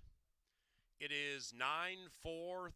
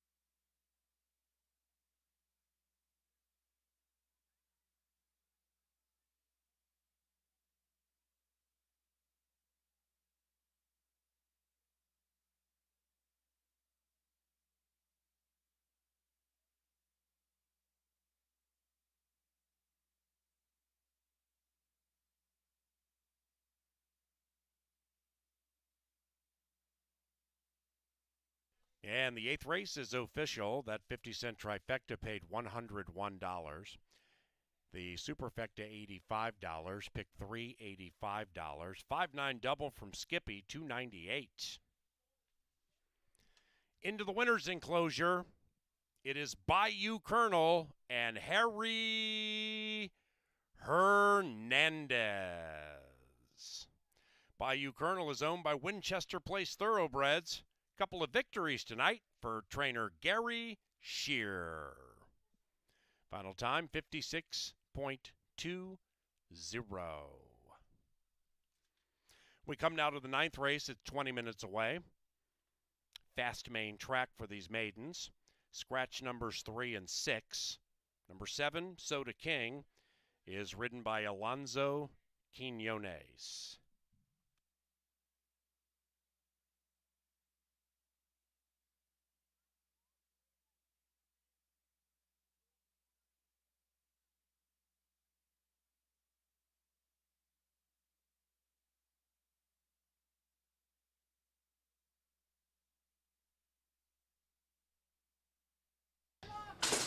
And they're racing.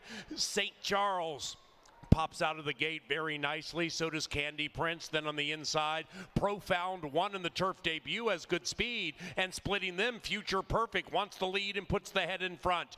5-6 lengths behind that to Bayou Colonel. That one's to the outside of Just Right Mike. 2.5 behind that to Elusive Freud. Then we come back to Leslie's Gold in the turf debut. 10 lengths out of it. And 1 clear from Extreme Mayhem. 13 from front to back. They have a quarter of a mile to go. It is Candy Prince, the pesky Minnesotan, to the outside of Future Perfect. St. Charles in third. That one's to the inside of Bayou Colonel. Then it's Just Right Mike. They come to the final football field, and charging late is Bayou Colonel from off the pace. Bet down to 5-1 late.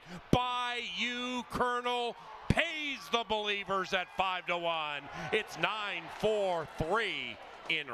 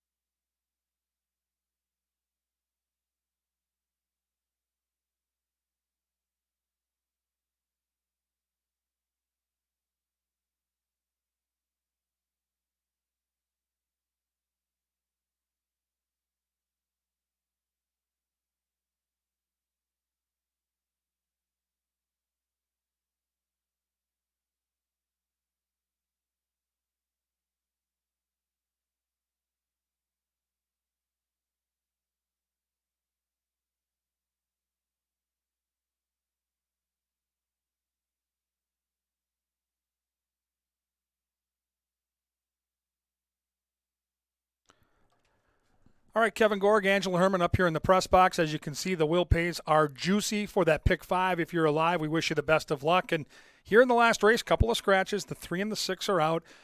And Angela, what a fun card it's been. We saw favorites early. We saw some big prices in the middle. And it just kind of whetting our appetite. We're building towards next Wednesday's big festival, all those great turf races. But let's not sleep on Father's Day tomorrow. More barbecue, more reasons to bring Dad to the track. Oh, of course. It's supposed to be a very hot day tomorrow. So make sure you hydrate and get out here early. Find a spot in the shade and come enjoy Father's Day with us. We have the barbecue continuing on. The extravaganza from tonight continues tomorrow. And it smells good. It tastes good. It's a lot of fun. And it's the perfect way to spend the day with Dad. All right, what do you like about the one here in North Arm Bay? This horse has kept some good company, including a next out winner with King of the Kids, who came back to win a couple nights ago. That's true. He was very flattered by the result that King of the Kids turned in. He did that against Open Company. North Arm Bay didn't lose a lot in defeat to him.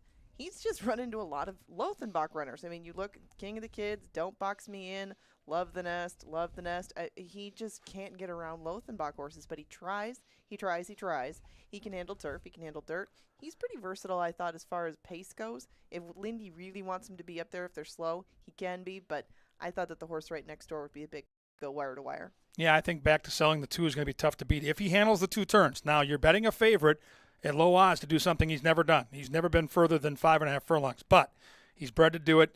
The grandsire on the dam side is Bellamy Road, who was an emphatic winner of the Wood Memorial back when he was a youngster. I loved the effort against Hap Hot, who was loose on a muddy track last time. I think back to selling is going to be tough, but again, low odds, horse that hasn't been around 2 turns, there are some questions. That's true.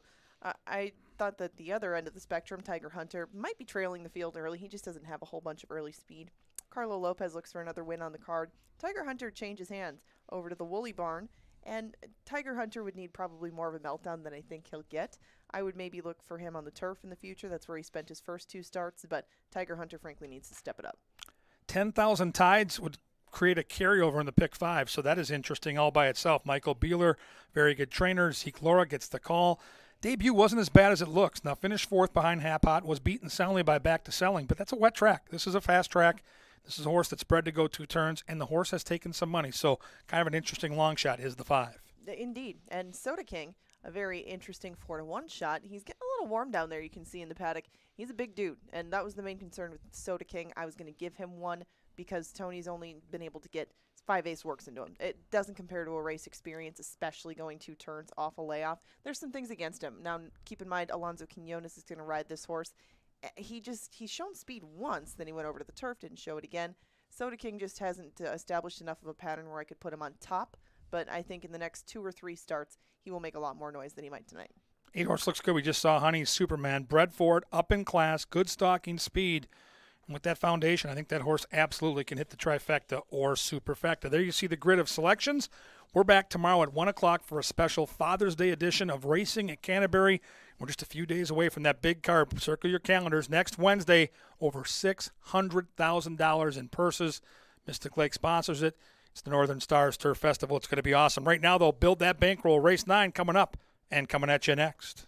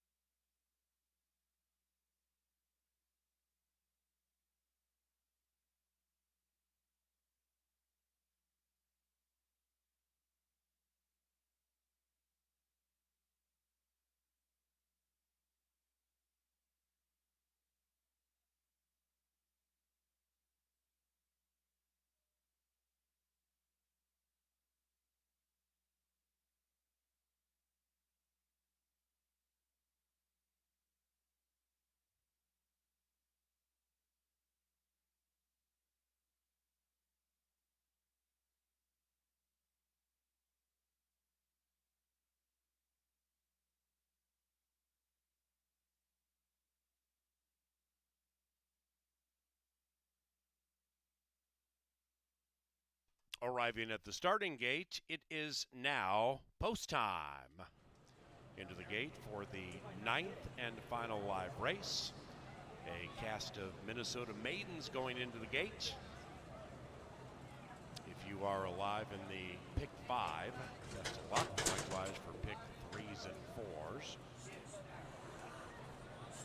Back to sailing on the stretch out, 3-2.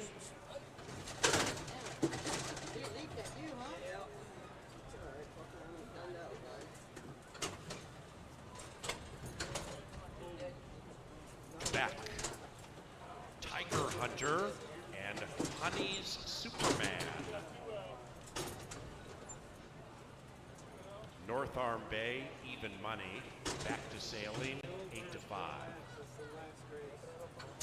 One out.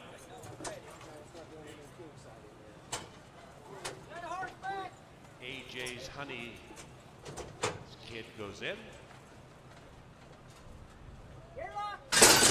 They're racing. Back to sailing out, broke the field and looks for the lead on the stretch out with Luis Fuentes. And back to sailing, grabs that lead, racing in the 3-path. North Arm Bay to the inside, beginning to rev up to the inside of 10,000 Tides. Also on the stretch out like the leader. Then we come to Soda King. Q looking for 999. About 3 lengths clear from Tiger Hunter. And Honey Superman is in last and 6 lengths behind. Back to sailing, who sails clear by nearly 3. And then 3 are in tow to the inside North Arm Bay. Outside of that is Soda King, and between them, 10,000 Tides. Then we come back to Tiger Hunter, racing very wide, 5 lengths from the front, and about 6 clear from Honey Superman. They are chasing Back to Sailing. The lead is 1.5.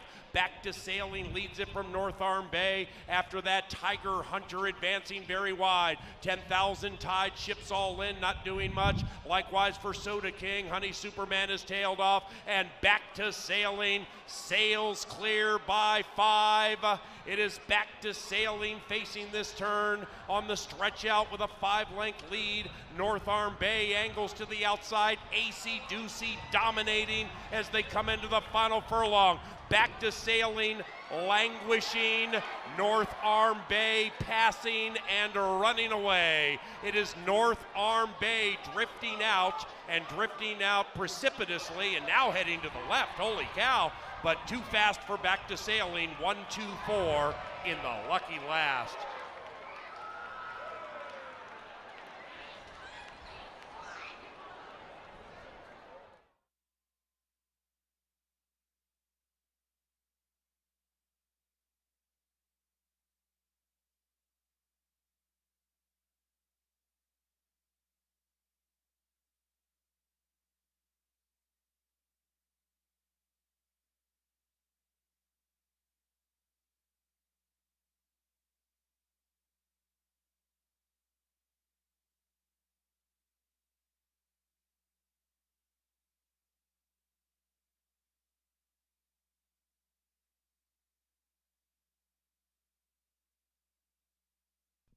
Number 1, North Arm Bay ran first, 1-2-4-7 in 139.22 in a noseless 9th.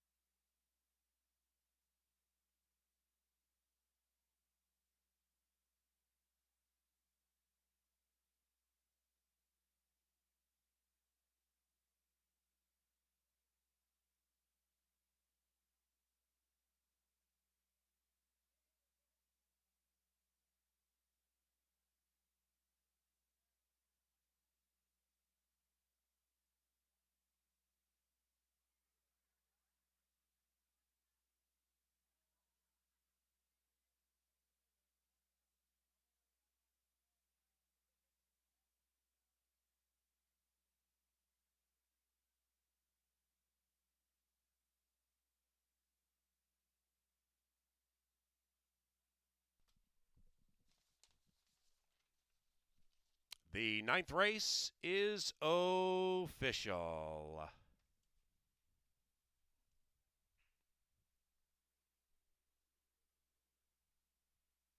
Pick 4 paid $430. Pick 5, $783.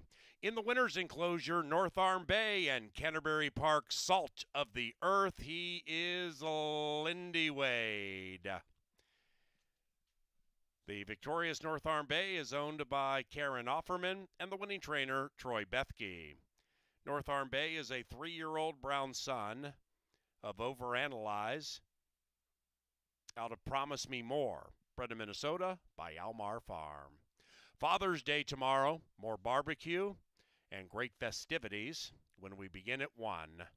If you're leaving Canterbury Park, please drive safely.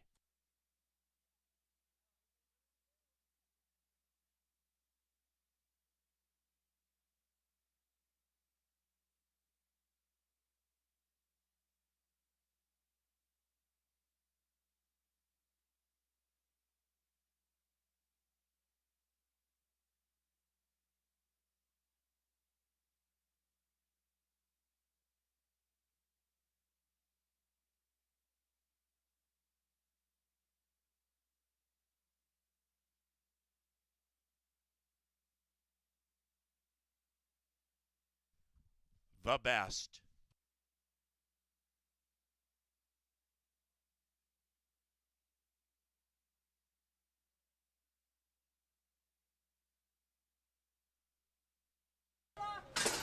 And they're racing. Back to sailing out, broke the field and looked for the lead on the stretch out with Luis Fuentes. And back to sailing, grabs that lead, racing in the 3-path. North Arm Bay to the inside, beginning to rev up to the inside of 10,000 Tides. Also on the stretch out like the leader. Then we come to Soda King. Q looking for 999. About 3 lengths clear from Tiger Hunter. And Honey Superman is in last and 6 lengths behind. Back to sailing, who sails clear by nearly 3. And then 3 are in tow to the inside, North Arm Bay. Outside of that is Soda King, and between them, 10,000 Tides. Then we come back to Tiger Hunter, racing very wide, 5 lengths from the front, and about 6 clear from Honey Superman. They are chasing Back to Sailing. The lead is 1.5. Back to Sailing leads it from North Arm Bay. After that, Tiger Hunter advancing very wide. 10,000 Tides ships all in, not doing much. Likewise for Soda King. Honey Superman is tailed off, and Back to Sailing sails clear by 5. It is Back to Sailing facing this turn on the stretch out with a 5-length lead. North Arm Bay angles to the outside. AC Doocy dominating as they come into the final furlong. Back to Sailing languishing. North Arm Bay passing and running away. It is North Arm Bay drifting out precipitously and now heading to the left. Holy cow, but too fast for Back to Sailing. 1-2-4 in the lucky last.